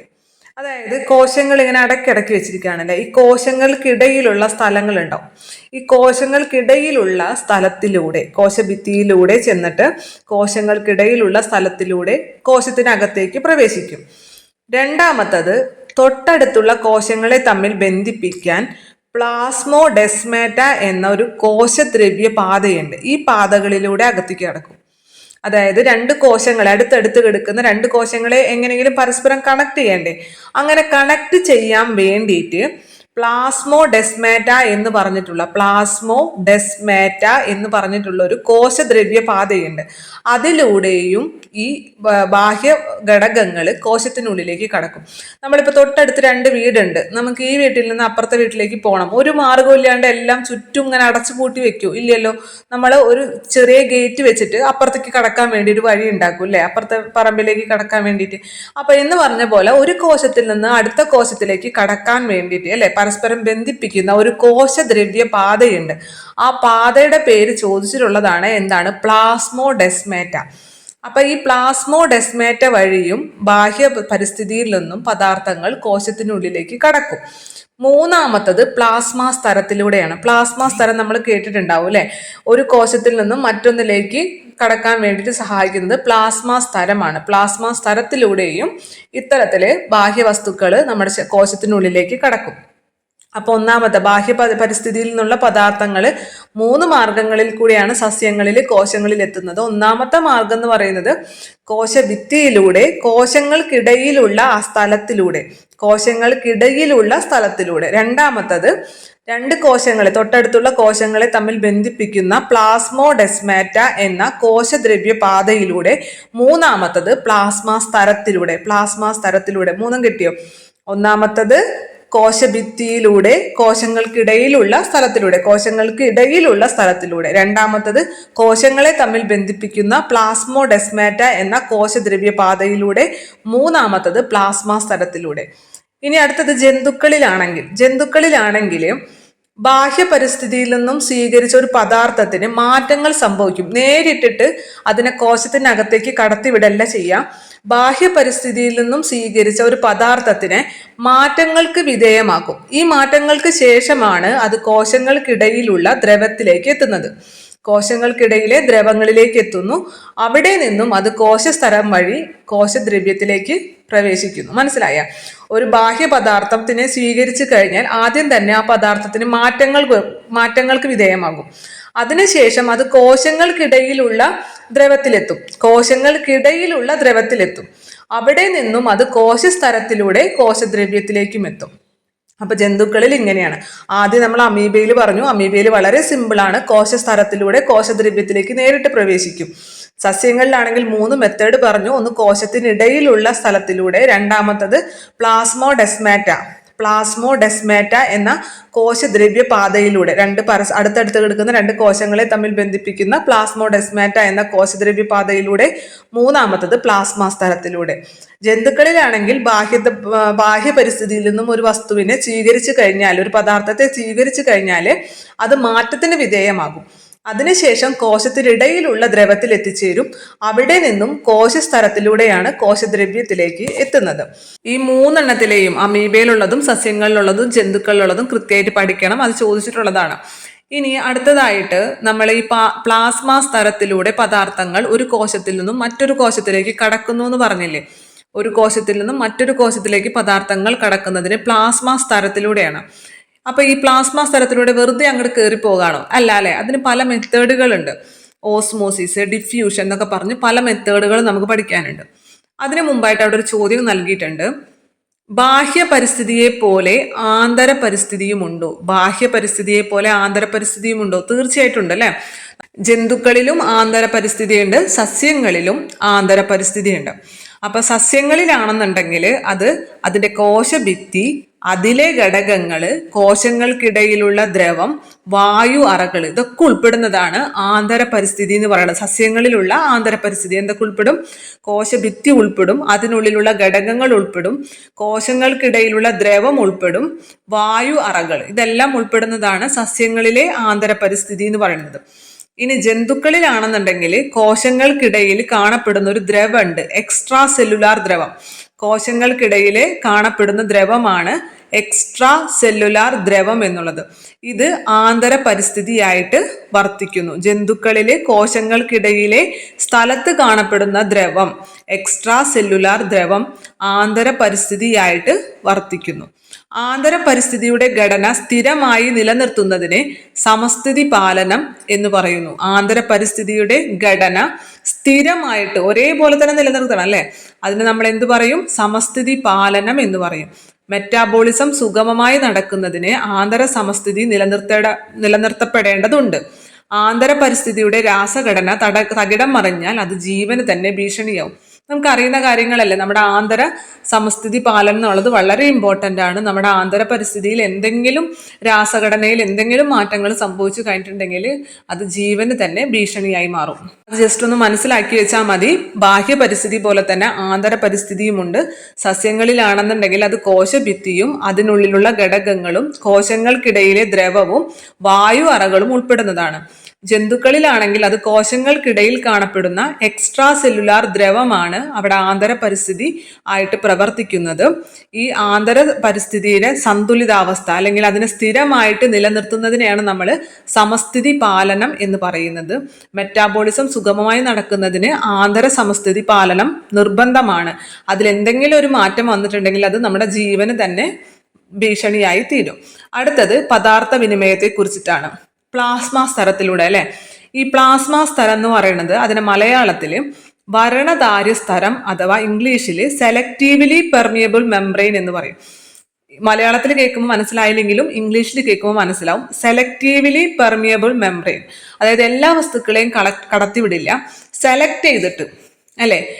എല്ലാ വസ്തുക്കളിൽ നിന്നും കുറച്ച് പദാർത്ഥങ്ങളെ സെലക്ട് ചെയ്ത് മാത്രം കടത്തി വിടുള്ളൂ. മുഴുവനായിട്ടും കടത്തി വിടയില്ല, എന്നാൽ പൂർണ്ണമായും കടത്തി വിടാതെ ഇരിക്കില്ല. പിന്നെ എങ്ങനെയാണ്? തെരഞ്ഞെടുത്ത വസ്തുക്കളെ മാത്രം കടത്തിവിടും. അതിനെയാണ് സെലക്റ്റീവ്ലി പെർമിയബിൾ മെംബ്രെയിൻ അഥവാ വരണധാര്യ സ്തരം എന്ന് പറയുന്നത്. അപ്പൊ പ്ലാസ്മ സ്തരം എങ്ങനെയാണ്? പ്ലാസ്മ സ്തരം ഒരു വരണധാര്യ സ്തരമാണ്, അല്ലെങ്കിൽ സെലക്റ്റീവ്ലി പെർമിയബിൾ മെംബ്രെയിൻ ആണ്. അങ്ങനെ പറയാൻ കാരണം എന്താണ്? ഇത് പ്ലാസ്മ സ്തരത്തിലൂടെ എല്ലാ പദാർത്ഥങ്ങൾക്കും ഒരുപോലെ കടന്നു പോകാൻ സാധിക്കില്ല. ചില തന്മാത്രകൾക്ക് മാത്രമേ കടന്നു പോകാൻ സാധിക്കുള്ളൂ അല്ലെ. അതിൽ ജലം, ഓക്സിജൻ, കാർബൺ ഡൈ ഓക്സൈഡ്, ജലമുണ്ട്, ഓക്സിജൻ ഉണ്ട്, കാർബൺ ഡൈ ഓക്സൈഡ്, ഇതൊക്കെ അനായാസം കടന്നു പോകും. യാതൊരു പ്രശ്നവും ഇല്ലാണ്ട് സിമ്പിളായിട്ട് കടന്നു പോകും. ജലമാണെന്നുണ്ടെങ്കിലും അതേപോലെ ഓക്സിജൻ ആണെന്നുണ്ടെങ്കിലും കാർബൺ ഡൈ ഓക്സൈഡ് ആണെങ്കിലൊക്കെ ഈ പ്ലാസ്മ സ്തരത്തിലൂടെ സിമ്പിളായിട്ട് കടന്നു പോകും. എന്നാൽ ചില പദാർത്ഥങ്ങളുണ്ട്, ആ പദാർത്ഥങ്ങൾക്കും അതുപോലെ തന്നെ അയോണുകൾക്കൊക്കെ ഈ പ്ലാസ്മ സ്തരത്തിലൂടെ പ്രത്യേകതരം ചാനലുകൾ ഉണ്ടാക്കിയിട്ടുണ്ട്. ആ ചാനലുകളിലൂടെ മാത്രമേ കടന്നു പോകാൻ പറ്റുള്ളൂ. ഓക്സിജൻ, കാർബൺ ഡൈ ഓക്സൈഡ്, ജലത്തിനൊക്കെ ആണെങ്കിൽ അനായാസം കടന്നു പോകാൻ സാധിക്കും. എന്നാൽ ചില പദാർത്ഥങ്ങൾക്കും അയോണുകൾക്കും പ്രത്യേക തരം ചാനലുകളിലൂടെയോ സുഷിരങ്ങളിലൂടെയോ മാത്രമേ കടന്നു പോകാൻ സാധിക്കുള്ളൂ.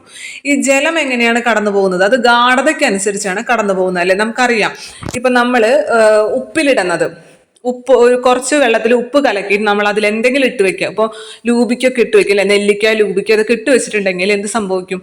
ഈ ഉപ്പ് വെള്ളം ആ ലൂബിക്കയുടെ ഉള്ളിലേക്ക് അല്ലെങ്കിൽ നെല്ലിക്കയുടെ ഉള്ളിലേക്ക് കടന്നിട്ടുണ്ടാവില്ല. അതെന്തുകൊണ്ടാണ്? ഗാഢത കൂടിയ ഭാഗത്തു നിന്നും എപ്പോഴും ഗാഢത കുറഞ്ഞ ഭാഗത്തേക്ക് സഞ്ചരിക്കും അല്ലെ. ഈ ഉണക്കമുന്തിരി നിങ്ങൾ വെള്ളത്തിലിട്ട് കഴിഞ്ഞാൽ അത് വീർത്തിരിക്കും, കുറച്ചു നേരം കഴിയുമ്പോഴേക്കും അത് വീർക്കും അല്ലെ. കാരണം എന്താ? അത് ഗാഢത കുറഞ്ഞ സ്ഥലത്തിലേക്ക് ആ വെള്ളം കടക്കാണ് ചെയ്യുന്നത്. അപ്പൊ ഇതേ മെത്തേഡിൽ തന്നെയാണ് നമ്മുടെ കോശത്തിനുള്ളിലും സംഭവിക്കുന്നത്. ഇതിനെയാണ് നമ്മൾ ഓസ്മോസിസ് എന്ന് പറയുന്നത്. ഗാഢത കൂടിയ ഭാഗത്തു നിന്നും ഗാഢത കുറഞ്ഞ ഭാഗത്തിലേക്ക് ജലം പ്രവേശിക്കുക, അതിന് നമ്മൾ ഓസ്മോസിസ് എന്ന് പറയും. അപ്പൊ ഇത്തരത്തിൽ തന്നെയാണ് നമ്മുടെ കോശത്തിനുള്ളിലേക്കും ജലം പ്രവേശിക്കുന്നത്. ജലതന്മാത്രകൾ അവയുടെ ഗാഢത കൂടിയ ഭാഗത്തു നിന്നും കുറഞ്ഞ ഭാഗത്തേക്ക് അർദ്ധതാര്യ സ്തരത്തിലൂടെ സഞ്ചരിക്കുന്ന പ്രക്രിയയെ നമ്മൾ ഓസ്മോസിസ് എന്ന് പറയുന്നു. ജലതന്മാത്രകൾ അവയുടെ ഗാഢത കൂടിയ ഭാഗത്തു നിന്നും കുറഞ്ഞ ഭാഗത്തേക്ക് അർദ്ധതാര്യ സ്തരത്തിലൂടെ സഞ്ചരിക്കുന്ന പ്രക്രിയയാണ് ഓസ്മോസിസ് എന്ന് പറയുന്നത്. അപ്പൊ ഇത് നിങ്ങൾക്ക് ബോധ്യപ്പെടുത്തി തരാൻ വേണ്ടിയിട്ട് കുറച്ച് എക്സ്പെരിമെന്റ് ഒക്കെ പറഞ്ഞിട്ടുണ്ട്. വളരെ സിമ്പിൾ ആയിട്ടുള്ള എക്സ്പെരിമെന്റ് ഉണ്ട്, അതൊന്നും നമുക്ക് നോക്കി നേരം കളയേണ്ട ആവശ്യമില്ല. അടുത്തത് ഡിഫ്യൂഷനെ കുറിച്ചാണ് പറഞ്ഞിട്ടുള്ളത്. ഈ ഡിഫ്യൂഷനും ഓസ്മോസിസും ഏകദേശം സെയിം ആണ്. അതായത് ഗാഢത കൂടിയ ഭാഗത്തു നിന്നും ഗാഢത കുറഞ്ഞ ഭാഗത്തേക്കുള്ള പദാർത്ഥത്തിന്റെ സഞ്ചാരം അല്ലെ, പദാർത്ഥം കടന്ന് സഞ്ചരിക്കുന്ന പ്രക്രിയയാണ് നമ്മൾ ഈ ഡിഫ്യൂഷൻ എന്ന് പറയുന്നതും ഓസ്മോസിസ് എന്ന് പറയുന്നതും. പക്ഷെ ഡിഫ്യൂഷന്റെ വ്യത്യാസം എന്താണെന്ന് വെച്ച് കഴിഞ്ഞാല് ഓസ്മോസിസ് എപ്പോഴും അർദ്ധതാര്യ സ്തരത്തിലൂടെ മാത്രമേ നടക്കുള്ളൂ. ഓസ്മോസിസ് അർദ്ധതാര്യ സ്തരത്തിലൂടെ മാത്രമേ നടക്കുള്ളൂ. പക്ഷെ ഡിഫ്യൂഷന് അങ്ങനെ ഒരു കണ്ടീഷൻ ഇല്ല. അത് അർദ്ധതാര്യ സ്തരമാണെങ്കിലും അല്ലെങ്കിലും അവിടെ ഡിഫ്യൂഷൻ നടക്കും. മനസ്സിലായി? നമ്മൾ നേരത്തെ ഓസ്മോസിസിന്റെ ഡെഫിനിഷൻ പറഞ്ഞപ്പോൾ അവിടെ പ്രത്യേകിച്ച് അർദ്ധതാര്യ സ്തരത്തിലൂടെ എന്ന് എടുത്തു പറഞ്ഞിട്ടുണ്ട്. നോക്കിയാൽ നിങ്ങൾ, ജലതന്മാത്രകൾ അവയുടെ ഗാഢത കൂടിയ ഭാഗത്തു നിന്നും കുറഞ്ഞ ഭാഗത്തേക്ക് അർദ്ധതാര്യ സ്തരത്തിലൂടെ സഞ്ചരിക്കുന്ന പ്രക്രിയയാണ് ഓസ്മോസിസ് എന്ന് പറയുന്നത്. കേട്ടോ, അവിടെ അർദ്ധതാര്യ സ്തരം എന്ന് പ്രത്യേകം എടുത്ത് പറഞ്ഞിട്ടുണ്ട്. പക്ഷെ ഡിഫ്യൂഷന്റെ കേസിൽ അങ്ങനെ ഒരു കാര്യമില്ല. അത് അർദ്ധതാര്യ സ്ഥലമാവണമെന്ന് നിർബന്ധമില്ല, അല്ലാതെയും ഡിഫ്യൂഷൻ സംഭവിക്കും. ഗാഢത കുറഞ്ഞ ഭാഗത്തു നിന്നും കൂടിയ ഭാഗത്തു നിന്നും കുറഞ്ഞ ഭാഗത്തേക്ക് പദാർത്ഥങ്ങൾ സഞ്ചരിക്കുന്നതിന് നമുക്ക് ഡിഫ്യൂഷൻ എന്ന് പറയാം. അവിടെ പ്രത്യേകം അതെടുത്ത് ചോദിച്ചിട്ടുണ്ട് ബോക്സിൽ. അർദ്ധതാര്യ സ്തരത്തിലൂടെയും അല്ലാതെയും ഡിഫ്യൂഷൻ നടക്കുമോ? നടക്കും. അർദ്ധതാര്യ സ്തരം തന്നെ ആവണമെന്നില്ല, അല്ലാതെയും ഡിഫ്യൂഷൻ സംഭവിക്കും. അടുത്തത് ഫെസിലിറ്റേറ്റഡ് ഡിഫ്യൂഷനാണ്. അപ്പൊ ഈ കാര്യങ്ങൾക്കൊന്നും തന്നെ ഊർജ്ജം ആവശ്യമില്ല. അത് പ്രത്യേകം ശ്രദ്ധിക്കുക. ഓസ്മോസിസിനാണെങ്കിലും ഡിഫ്യൂഷൻ ആണെന്നുണ്ടെങ്കിലും ഇനി ഫെസിലിറ്റേറ്റഡ് ഡിഫ്യൂഷൻ ആണെങ്കിലും അവിടെ ഊർജ്ജം ആവശ്യമില്ല. ഒരു തരത്തിലുള്ള ഊർജ്ജം ആവശ്യമില്ല. ഗാഢത കൂടിയ ഭാഗത്തു നിന്നും ഗാഢത കുറഞ്ഞ ഭാഗത്തേക്ക് സ്വാഭാവികമായിട്ട് പദാർത്ഥങ്ങൾ സഞ്ചരിക്കുന്നു. അതിനവിടെ ഒരു ഊർജ്ജവും ആവശ്യമില്ല. ഇനി ഫെസിലിറ്റേറ്റഡ് ഡിഫ്യൂഷൻ എന്താന്ന് വെച്ച് കഴിഞ്ഞാൽ അവിടെ ആരുടെയോ സഹായം ലഭിക്കുന്നുണ്ട്. ഡിഫ്യൂഷന് ആരുടെയോ സഹായം ലഭിക്കുന്നുണ്ട്. അതുകൊണ്ടാണ് അതിനെ ഫെസിലിറ്റേറ്റഡ് ഡിഫ്യൂഷൻ എന്ന് പറയുന്നത്. അതായത് പ്ലാസ്മ സ്തരത്തിലെ ചില പ്രോട്ടീനുകളുടെ സഹായത്താൽ നടക്കുന്ന ഊർജം ആവശ്യമില്ലാത്ത ഡിഫ്യൂഷൻ ആണ് ഫെസിലിറ്റേറ്റഡ് ഡിഫ്യൂഷൻ എന്ന് പറയുന്നത്. മനസ്സിലായോ? നിങ്ങൾക്ക് മൂന്നും വ്യത്യാസം മനസ്സിലായോ? ഓസ്മോസിസ് എന്ന് പറഞ്ഞു കഴിഞ്ഞാൽ ഗാഢത കൂടിയ ഭാഗത്തു നിന്നും ഗാഢത കുറഞ്ഞ ഭാഗത്തേക്ക് അർദ്ധതാര്യ സ്തരത്തിലൂടെയുള്ള പദാർത്ഥങ്ങളുടെ ചലനത്തെയാണ് നമ്മൾ ഓസ്മോസിസ് എന്ന് പറയുന്നത്. എന്നാൽ ഡിഫ്യൂഷൻ എന്ന് പറഞ്ഞു കഴിഞ്ഞാൽ ഓസ്മോസിസ് പോലെ തന്നെയാണ്, പക്ഷെ അർദ്ധധാര്യ സ്തരം തന്നെ ആവണമെന്ന് യാതൊരു നിർബന്ധവും ഇല്ല. ഇനി ഫെസിലിറ്റേറ്റഡ് ഡിഫ്യൂഷൻ ആകുമ്പോൾ അവിടെ ആരുടെയോ സഹായം ലഭിക്കുന്നുണ്ട് അല്ലെ? ആരുടെയാണ്? അതായത് നമ്മുടെ പ്ലാസ്മ സ്തരത്തിലെ ചില പ്രോട്ടീനുകളുടെ സഹായത്താലാണ് അവിടെ ഡിഫ്യൂഷൻ നടക്കുന്നത്. അതുകൊണ്ടാണ് അതിനെ ഫെസിലിറ്റേറ്റഡ് ഡിഫ്യൂഷൻ എന്ന് പറയുന്നത്. ഇതിനും ഊർജത്തിന്റെ ആവശ്യമില്ല. അടുത്തത് ആക്റ്റീവ് ട്രാൻസ്പോർട്ട്. ആക്റ്റീവ് ട്രാൻസ്പോർട്ടിന് പക്ഷേ ഊർജം ആവശ്യമുണ്ട്. ആ ഊർജം ആവശ്യമുള്ള പ്രക്രിയയാണ് ആക്റ്റീവ് ട്രാൻസ്പോർട്ട് എന്ന് പറയുന്നത്. ഇത് പ്ലാസ്മ സ്തരത്തിലെ ചില വാഹക പ്രോട്ടീനുകളുടെ സഹായത്താൽ നടക്കുന്ന ഊർജം ആവശ്യമുള്ള പ്രക്രിയയാണ് ആക്റ്റീവ് ട്രാൻസ്പോർട്ട് എന്ന് പറയുന്നത്. അപ്പോൾ ആക്റ്റീവ് ട്രാൻസ്പോർട്ടിന് മാത്രമാണ് ഊർജം ആവശ്യമുള്ളത്. ഒന്ന് ആക്റ്റീവ് ആക്കി എടുക്കാൻ കുറച്ച് ഊർജം കൊടുക്കണം അല്ലെ? അപ്പൊ പ്ലാസ്മ സ്തരത്തിലെ ചില വാഹക പ്രോട്ടീനുകളുടെ സഹായത്താൽ നടക്കുന്ന ഊർജം ആവശ്യമുള്ള പ്രക്രിയയാണ് ആക്റ്റീവ് ട്രാൻസ്പോർട്ട്. അപ്പൊ ഇതിലുള്ള വ്യത്യാസം എന്ന് വെച്ച് കഴിഞ്ഞാലേ, മറ്റേത് നമ്മൾ ഈ ഊർജം ആവശ്യമില്ലാത്തത് എപ്പോഴും ഗാഢത കൂടിയ ഭാഗത്തു നിന്നും ഗാഢത കുറഞ്ഞ ഭാഗത്തേക്ക് മാത്രമേ സഞ്ചരിക്കുള്ളൂ അല്ലെ? ഗാഢത കൂടിയ ഭാഗത്തു നിന്നും കുറഞ്ഞ ഭാഗത്തേക്ക് മാത്രമേ സഞ്ചരിക്കുള്ളൂ പദാർത്ഥങ്ങൾ.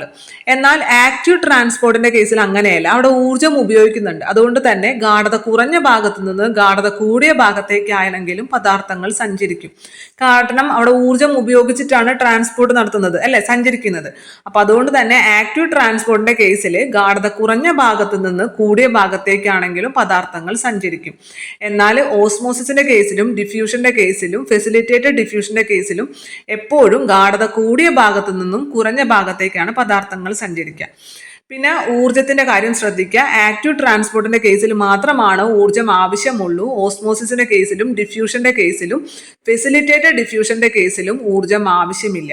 ഫെസിലിറ്റേറ്റഡ് എന്ന് പറയുമ്പോൾ അവിടെ ആരുടെയോ സഹായം ലഭിക്കുന്നുണ്ട്. ആരുടെ സഹായമാണ് ലഭിക്കുന്നത്? പ്ലാസ്മ സ്തരത്തിലെ ചില പ്രോട്ടീനുകളുടെ സഹായമാണ് ലഭിക്കുന്നത്. പക്ഷെ അപ്പോഴും അവിടെ ഊർജം ആവശ്യമില്ല.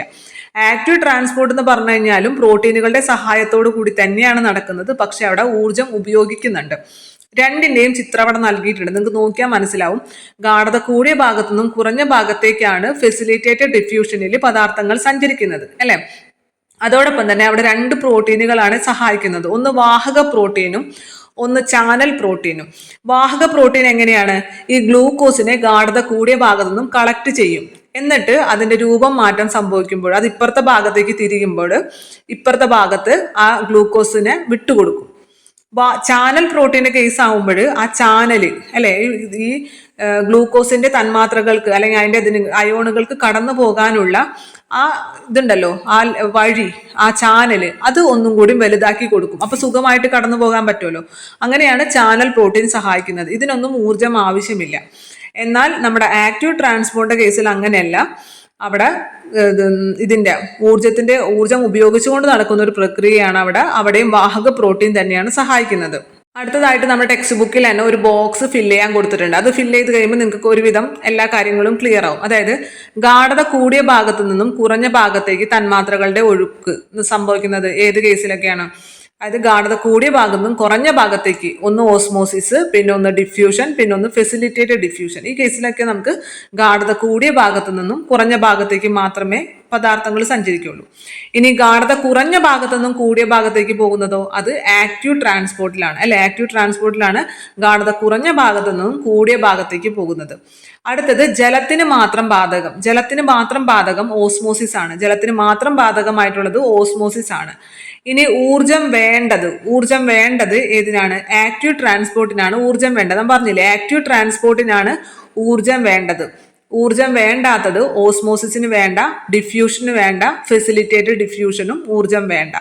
ഇനി വാഹക പ്രോട്ടീൻ വേണ്ടാത്തത് ഓസ്മോസിസിനും ഡിഫ്യൂഷനാണ് അല്ലെ. വാഹക പ്രോട്ടീൻ വേണ്ടാത്തത് ഓസ്മോസിസിനും ഡിഫ്യൂഷനാണ്. മറ്റേ ഫെസിലിറ്റേറ്റഡ് ഡിഫ്യൂഷന്റെ കേസിലും വാഹക പ്രോട്ടീൻ ഉപയോഗിക്കുന്നുണ്ട്, ആക്റ്റീവ് ട്രാൻസ്പോർട്ടിന്റെ കേസിലും നമ്മൾ വാഹക പ്രോട്ടീൻ ഉപയോഗിക്കുന്നുണ്ട്. അപ്പോൾ വാഹക പ്രോട്ടീൻ ആവശ്യമില്ലാത്തത് ഓസ്മോസിസിനും ഡിഫ്യൂഷനുമാണ്. അതേപോലെ വാഹക പ്രോട്ടീൻ ആവശ്യമായിട്ട് വരുന്നത് ഏതിനൊക്കെയാണ്? നമ്മുടെ ആക്റ്റീവ് ട്രാൻസ്പോർട്ടിനും ഫെസിലിറ്റേറ്റഡ് ഡിഫ്യൂഷനാണ്. ആക്റ്റീവ് ട്രാൻസ്പോർട്ടിനും ഫെസിലിറ്റേറ്റഡ് ഡിഫ്യൂഷനുമാണ് നമ്മൾ അവിടെ വാഹക പ്രോട്ടീൻ ഉപയോഗിക്കുന്നത്. അപ്പോൾ ഇത്രയും കാര്യങ്ങൾ നിങ്ങൾക്ക് കൃത്യമായി മനസ്സിലായി എന്ന് വിചാരിക്കുന്നു. അടുത്തത് പ്രകാശ സംശ്ലേഷണത്തെ കുറിച്ചാണ്. നമ്മൾ പറഞ്ഞ കാര്യങ്ങളൊക്കെ തന്നെയാണ്, കുറച്ചും കൂടി കാര്യങ്ങളെ എക്സ്ട്രാ ഉള്ളൂ. ഞാൻ ഒന്നും കൂടി പറയാം. അതിൽ നമ്മൾ പറയാത്ത ഒരു കാര്യമാണ്, അതായത് ആൽഗകൾ, അതേപോലെ തന്നെ ബ്ലൂ ഗ്രീൻ ആൽഗകൾ, ഇവയ്ക്ക് പോഷകങ്ങൾ ലഭ്യമാകുന്നത് പ്രകാശ സംശ്ലേഷണത്തിലൂടെയാണെന്ന് പറഞ്ഞിട്ടുണ്ട്. അപ്പൊ ആൽഗകൾ എന്ന് പറഞ്ഞു കഴിഞ്ഞാൽ അതിൽ ഏകകോശ ജീവികളും ഉണ്ട്, ബഹുകോശ ജീവികളുണ്ട്. ആൽഗകൾ എന്ന് പറഞ്ഞു കഴിഞ്ഞാൽ ഏകകോശ ജീവികളുണ്ട്. അപ്പൊ നമ്മൾ സസ്യങ്ങൾ മാത്രമാണ് പ്രകാശ സംശ്ലേഷണം നടത്തുന്നത് എന്ന് വിചാരിക്കരുത്. സസ്യങ്ങൾ മാത്രമല്ല പ്രകാശ സംശ്ലേഷണം നടക്കുന്നത് അല്ലെ. അപ്പൊ ബഹുകോശ ജീവികൾ ഉൾപ്പെടുന്ന ഒരു വിഭാഗമാണ്, ബഹുകോശ ജീവികൾ ഉൾപ്പെടുന്ന ഒരു വിഭാഗമാണ് ആൽഗകൾ എന്നുള്ളത്. അതിൽ തന്നെ പ്രോകാരിയോട്ടുകളായിട്ടുള്ള ബ്ലൂ ഗ്രീൻ ആൽഗകൾക്കും പോഷകങ്ങൾ ലഭിക്കുന്നത് ഈ പ്രകാശ സംശ്ലേഷണത്തിലൂടെയാണ്. പ്രോകാരിയോട്ട് എന്ന് പറഞ്ഞാൽ എന്താണ്? പ്രോകാരിയോട്ട് എന്ന് വെച്ചാൽ ന്യൂക്ലിയസ് ഇല്ലാത്തതാണ് പ്രോകാരിയോട്ട്. യൂകാരിയോട്ട് ആണ് ന്യൂക്ലിയസ് ഉള്ളത്. യു ക്യാരി എന്ന് വെച്ചാൽ നീ കൊണ്ടുപോയിക്കോ, നീ വഹിച്ചോ എന്നല്ല അർത്ഥം. അപ്പൊ ന്യൂക്ലിയസിനെ ക്യാരി ചെയ്യുന്നത് യൂകാരിയോട്ടാണ്. ന്യൂക്ലിയസ് ഇല്ലാത്തതാണ് പ്രോകാരിയോട്ട് എന്ന് പറയുന്നത്.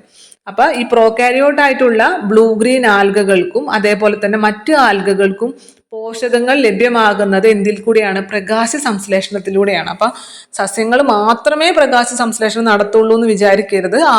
ചിലതരം ആൽഗകളിലും അവയ്ക്ക് പോഷകം ലഭിക്കുന്നത് പ്രകാശ സംശ്ലേഷണത്തിലൂടെയാണ്. പിന്നെ പ്രകാശ സംശ്ലേഷണത്തിന് ആവശ്യമായ ഘടകങ്ങൾ നമ്മൾ ആദ്യം തന്നെ പറഞ്ഞാണല്ലോ. ജലം വേണം, ലവണങ്ങൾ, ധാതു ലവണം വേണം, സൂര്യപ്രകാശം വേണം, കാർബൺ ഡൈ ഓക്സൈഡ് വേണം, ക്ലോറോഫിൽ അഥവാ ഹരിതകം ആവശ്യമുണ്ട്. അവിടെ അടുത്തതായിട്ട് നമുക്ക് ക്ലോറോപ്ലാസ്റ്റിന്റെ ഘടന തന്നിട്ടുണ്ട്. ഇത് വിവരിച്ചൊന്നും തന്നിട്ടില്ലെങ്കിലും കുറച്ച് ഇമ്പോർട്ടൻ്റ് ആണ്. +1 ടെക്സ്റ്റ് ബുക്കിൽ നമുക്കിത് പഠിക്കാനുള്ള ഒരു കാര്യം കൂടിയാണ്. അപ്പൊ നമുക്ക് ഇവിടെ തന്നെ പറഞ്ഞിട്ട് പോകാം. ക്ലോറോപ്ലാസ്റ്റിന്റെ സ്ട്രക്ചർ എന്ന് പറയുന്നത്, ഈ ക്ലോറോപ്ലാസ്റ്റ് എന്ന് പറയുന്നത് ഡബിൾ ലെയേർഡ് ആണ്. ഇരട്ട സ്ഥലമുള്ള പാളി എന്നൊക്കെ പറയുന്നത് ഡബിൾ ലെയേർഡ് മെംബ്രെയിൻ ആണ് ക്ലോറോപ്ലാസ്റ്റ് എന്ന് പറയുന്നത്. ഡബിൾ ലെയേർഡ് മെംബ്രെയിൻ ആണ്. അത് പ്രത്യേകം ശ്രദ്ധിച്ചു വെക്കുക. ഇനി നമുക്കറിയാലോ ഇതിൻ്റെ ഉള്ളിൽ എന്തൊക്കെയുണ്ട്? ഗ്രാനയും ഉണ്ട്, സ്ട്രോമയും ഉണ്ട് ഇല്ലേ? ഗ്രാനയുമുണ്ട്, സ്ട്രോമയുണ്ട്. ഗ്രാന എന്ന് പറഞ്ഞു കഴിഞ്ഞാൽ ഇങ്ങനെ ഒരു 5 രൂപ കോയിനുകൾ ഇങ്ങനെ അടക്കി വെച്ച പോലെ ഒരു തൈലക്കോഡ് എന്ന് പറഞ്ഞ ഒരു മെംബ്രെയിൻ കൊണ്ട് ഇങ്ങനെ ഇങ്ങനെ അടക്കി വെച്ചിരിക്കുന്ന ഒരു ഭാഗമാണ്. നിങ്ങൾക്ക് അതിൽ നോക്കിയാൽ മനസ്സിലാവും. ഇങ്ങനെ 5 രൂപ കോയിനുകൾ ഇങ്ങനെ അട്ടിയായിട്ട് ഇങ്ങനെ അടക്കി വെച്ച പോലെ ഇങ്ങനെ ഇരിക്കുന്ന ഭാഗമാണ് ഗ്രാന എന്ന് പറയുന്നത്. ഇനി അതിൻ്റെ ഉള്ളിലുള്ള ദ്രാവക ഭാഗം, നമ്മളിപ്പോൾ ഒരു സെല്ലെടുക്കുകയാണെങ്കിൽ അതിൻ്റെ ഉള്ളിൽ കുറേ സെൽ ഓർഗനൽസ് ഒക്കെ ഉണ്ടായിരിക്കും. പിന്നെ കുറേ ദ്രാവക ഭാഗം, കോശദ്രവ്യം ഉണ്ടല്ലോ. അതേപോലെ തന്നെ ഗ്രാനയുടെ പുറത്തൊക്കെ ആയിട്ട് നിറച്ചും ഒരു ദ്രാവക ഭാഗമുണ്ട്. അതിനെയാണ് നമ്മൾ സ്ട്രോമ എന്ന് പറയുക. അപ്പോൾ സ്ട്രോമ എന്ന് പറയുന്നത് ദ്രാവക ഭാഗമാണ്. നമ്മൾ മുമ്പ് പഠിച്ചിട്ടുണ്ട് അല്ലേ? കാരണം സ്ട്രോ വെച്ച് കുടിക്കാൻ നമ്മൾ വെള്ളമൊക്കെയാണ്. അപ്പം നമ്മുടെ ഈ ക്ലോറോപ്ലാസ്റ്റിന്റെ ദ്രാവക ഭാഗം ആണ് സ്ട്രോമ എന്ന് പറയുന്നത്.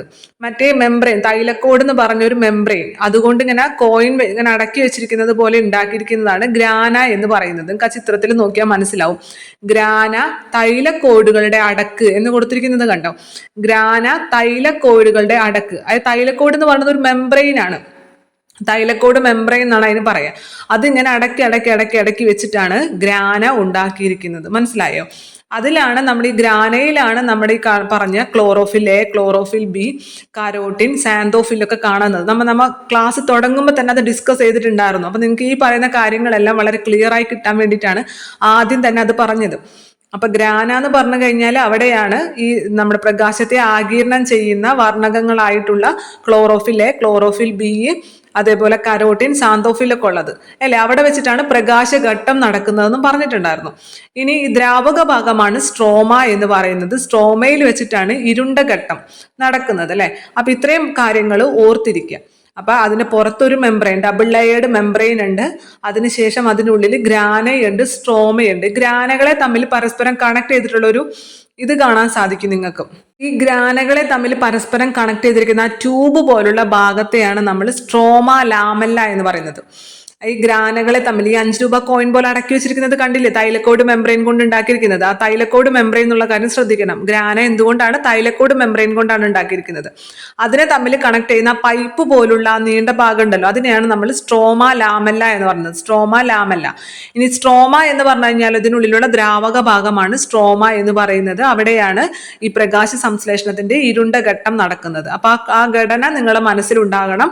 ഇരട്ട മെംബ്രെയിൻ ആണ്, ഡബിൾ ലെയേർഡ് മെംബ്രെയിൻ ആണ്. അതിനുള്ളിൽ ഗ്രാനയുണ്ട്, സ്ട്രോമയുണ്ട്. ഗ്രാന എന്ന് പറഞ്ഞാൽ 5 രൂപയുടെ കോയിനുകൾ ഇങ്ങനെ അടക്കി വെച്ച പോലെ ഒരു തൈലക്കോട് മെംബ്രെയിൻ കൊണ്ടാണ് ഉണ്ടാക്കിയിരിക്കുന്നത്. അതിനെ തമ്മിൽ കണക്ട് ചെയ്യുന്ന ഈ ഗ്രാനകളെ തമ്മിൽ കണക്ട് ചെയ്യുന്ന പൈപ്പ് പോലുള്ള ഇതിനെയാണ് നമ്മൾ സ്ട്രോമ ലാമെല്ല എന്ന് പറയുന്നത്. പിന്നെ ഇതിനുള്ളിലുള്ള ദ്രാവക ഭാഗമാണ്, ക്ലോറോപ്ലാസ്റ്റിനുള്ള ദ്രാവക ഭാഗത്തെ നമ്മൾ സ്ട്രോമ എന്ന് പറയും. സ്ട്രോമയിൽ വെച്ചിട്ടാണ് എന്ത് നടക്കുന്നത്, പ്രകാശ സംശ്ലേഷണത്തിന്റെ ഇരുണ്ട ഘട്ടം നടക്കുന്നത്. പിന്നെ ബാക്കിയെല്ലാം നമ്മൾ പറഞ്ഞ അതേ കാര്യങ്ങൾ തന്നെയാണ് അവിടെ കൊടുത്തിട്ടുള്ളത്. നിങ്ങൾ അതൊക്കെ ഒന്ന് വായിച്ചൊക്കെ സെയിം കാര്യങ്ങൾ തന്നെയാണ് പറഞ്ഞത്. പ്രകാശഘട്ടം ഗ്രാനയിൽ വെച്ചാണ് നടക്കുന്നത്, പ്രകാശത്തിന്റെ സാന്നിധ്യത്തിലാണ് നടക്കുന്നത്. ജലം വിഘടിച്ചിട്ട് ഹൈഡ്രജനും ഓക്സിജനും ഉണ്ടാകുന്നു, ഓക്സിജനെ പുറന്തള്ളുന്നു, ഹൈഡ്രജന് സ്ട്രോമയിലേക്ക് കൊടുക്കുന്നു. അതോടൊപ്പം തന്നെ പ്രകാശത്തെ രാസോർജമാക്കി മാറ്റി ATP ആക്കി മാറ്റി അതിനെയും സ്ട്രോമയിലേക്ക് കൊടുക്കുന്നു. ഇരുണ്ട ഘട്ടം സ്ട്രോമയിൽ വെച്ചാണ് നടക്കുന്നത്. അവിടെ പ്രകാശം ഉപയോഗിക്കുന്നില്ല. ഈ ഘട്ടത്തിൽ വെച്ചിട്ട് ഹൈഡ്രജനെ നമ്മുടെ കാർബൺ ഡൈ ഓക്സൈഡുമായി കൂട്ടി ചേർത്തുകൊണ്ട് ഗ്ലൂക്കോസ് ഉണ്ടാക്കുന്നു. അവിടെ എന്ത് ഉപയോഗിക്കുന്നുണ്ട്, നമ്മുടെ നേരത്തെ ഗ്രാനയിൽ നിന്നും കൊടുത്ത ATP ഊർജം അവിടെ ഉപയോഗിക്കുന്നുണ്ട്. അപ്പൊ ഇത്രയും കാര്യങ്ങളാണ് അവിടെ കൊടുത്തിട്ടുള്ളത്, നമുക്ക് പഠിക്കാനുള്ളത്. പിന്നെ നമ്മൾ പറഞ്ഞു ഓൾറെഡി നമ്മുടെ സസ്യങ്ങൾ ഉണ്ടാക്കുന്നത് ഗ്ലൂക്കോസ് ആണ് അല്ലെ, ഗ്ലൂക്കോസ് ആണ് ഉണ്ടാക്കുന്നത്. പക്ഷെ ഗ്ലൂക്കോസിനെ ജലത്തിൽ ലയിക്കുന്നത് കൊണ്ട് തന്നെ ഗ്ലൂക്കോസ് ആയിട്ടല്ല സ്റ്റോർ ചെയ്യുന്നത്, പകരം അന്നജമായിട്ടാണ് സ്റ്റോർ ചെയ്യുന്നത്. പിന്നെ ഇതിന്റെ ഈ സസ്യങ്ങളിൽ നടക്കുന്ന പലതരത്തിലുള്ള ഉപാപചയ പ്രവർത്തനങ്ങളുടെ ഫലമായിട്ട് ഇതേ അന്നജത്തെ തന്നെ സൂക്രോസ്, ഫ്രക്ടോസ്, അതുപോലെ കൊഴുപ്പ്, എണ്ണക്കുരുക്കൾ, വൈറ്റമിനുകൾ, പ്രോട്ടീനുകൾ ഒക്കെ ആക്കി മാറ്റുന്നുണ്ട് അല്ലെ. അപ്പൊ അതൊക്കെ നിങ്ങൾ പഠിച്ചിട്ടുള്ള കാര്യം തന്നെയാണ്. അടുത്തത് സമുദ്രം ഒരു വിസ്മയം എന്ന് പറഞ്ഞു കൊടുത്തിട്ടുണ്ട്. സമുദ്രം ഒരു വിസ്മയം. ഭൂമിയുടെ 4/3 ഭാഗവും സമുദ്രമാണ് അല്ലെ. ഭൂമിയുടെ 4/3 ഭാഗവും സമുദ്രമാണ്. ലക്ഷക്കണക്കിന് ജീവജാതികളും നിരവധി ആവാസങ്ങളും അവയിൽ ഉൾപ്പെട്ടിരിക്കുന്നു. സൂര്യപ്രകാശത്തിന് ലഭ്യതയ്ക്കനുസരിച്ച് സമുദ്രത്തെ 3 മേഖലകളായി തിരിച്ചിട്ടുണ്ട്. സൂര്യപ്രകാശത്തിന്റെ ലഭ്യതയ്ക്കനുസരിച്ച് നമ്മുടെ സമുദ്രത്തെ 3 ഭാഗങ്ങളായിട്ട് 3 മേഖലകളായിട്ട് തിരിച്ചിട്ടുണ്ട്. ഒരു 800 മീറ്റർ വരെ ഉപരിതലത്തിൽ നിന്നും 800 മീറ്റർ ആഴം വരെയാണ് യൂഫോട്ടിക് മേഖല. യൂഫോട്ടിക് മേഖല എന്ന് പറയുന്നത് ഉപരിതലത്തിൽ നിന്നും 200 മീറ്റർ വരെയാണ്. ഇവിടെ എന്താണ്, സൂര്യപ്രകാശം നല്ല രീതിയിൽ ലഭിക്കും അല്ലെ. അതുകൊണ്ട് തന്നെ ജീവികൾ, ധാരാളം ജീവികൾ ഈ മേഖലയിൽ വസിക്കുന്നുണ്ട്. അപ്പൊ ഉപരിതലത്തിൽ നിന്നും 200 മീറ്റർ ആഴത്തിലേക്കുള്ള ഭാഗത്ത് നമുക്ക് യൂഫോട്ടിക് മേഖല എന്ന് പറയാം. സൂര്യപ്രകാശം നല്ല രീതിയിൽ ലഭിക്കുന്നത് കൊണ്ട് തന്നെ ധാരാളം ജീവികൾ ഈ മേഖലയിൽ ജീവിക്കുന്നുണ്ട്. ഇനി 200 മീറ്ററിനും 1000 മീറ്റർ വരെയുള്ള ഭാഗത്തെ നമ്മൾ ഡിസ്ഫോട്ടിക് മേഖല എന്ന് പറയും. ഇവിടെ പ്രകാശത്തിന്റെ ലഭ്യത താരതമ്യേന കുറവായിരിക്കും അല്ലെ. മറ്റേ നമ്മുടെ യൂഫോട്ടിക് മേഖലയെ അപേക്ഷിച്ച് ഡിസ്ഫോട്ടിക് മേഖലയിൽ സൂര്യപ്രകാശത്തിന്റെ ലഭ്യത കുറവാണ്. എങ്കിലും സസ്യകേന്ദ്രീകൃതമായിട്ടുള്ള ജീവജാലങ്ങൾ ഇവിടെ കാണപ്പെടുന്നുണ്ട്. ഇനി ഈ 1000 മീറ്ററിന് താഴെയുള്ള ഭാഗമാണ് എഫോട്ടിക് മേഖല എന്ന് പറയുന്നത്. ഇവിടെ സൂര്യപ്രകാശത്തിന്റെ അളവ് വളരെ കുറവായതാണ്, അതുകൊണ്ട് തന്നെ പ്രകാശം ഒട്ടും നടക്കില്ല. എന്നാൽ ഇവിടെ ചില ജീവികൾക്ക് പ്രകാശം ഉൽപ്പാദിപ്പിക്കാൻ സാധിക്കും. ചില ജീവികൾക്ക്, നമുക്കറിയാലേ ആഴത്തിലേക്ക് പോയാലും ചില ജീവികളൊക്കെ അവിടെ കാണപ്പെടും. മേൽത്തട്ടിലുള്ള ജീവികളുടെ മൃതാവശിഷ്ടങ്ങളാണ് എഫോട്ടിക് മേഖലയിലെ ജന്തുക്കൾ ആഹാരമാക്കുന്നത്. മേൽത്തട്ടിലുള്ള ജീവികളുടെ മൃതാവശിഷ്ടങ്ങളാണ് എഫോട്ടിക് മേഖലയിലുള്ള ജന്തുക്കൾ ആഹാരമാക്കുന്നത്. രാസസംശ്ലേഷണം നിർവഹിക്കുന്ന ചില ബാക്ടീരിയകളും ഇവിടെയുണ്ട്. രാസസംശ്ലേഷണം നമ്മൾ ഫോട്ടോസിന്തസിസ് പോലെ കീമോസിന്തസിസ് നിർവഹിക്കുന്ന ചില ബാക്ടീരിയകളും ഇവിടെയുണ്ട്. 2050 ആകുമ്പോഴേക്കും സമുദ്രത്തിലെ മത്സ്യസമ്പത്തിന്റെ ഭാരത്തെ അവിടെ എത്തുന്ന പ്ലാസ്റ്റിക്കിന്റെ ഭാരം പിന്തള്ളുമെന്ന് UNOയുടെ പ്രവചനം ഞെട്ടലുളവാക്കുന്നതാണ്.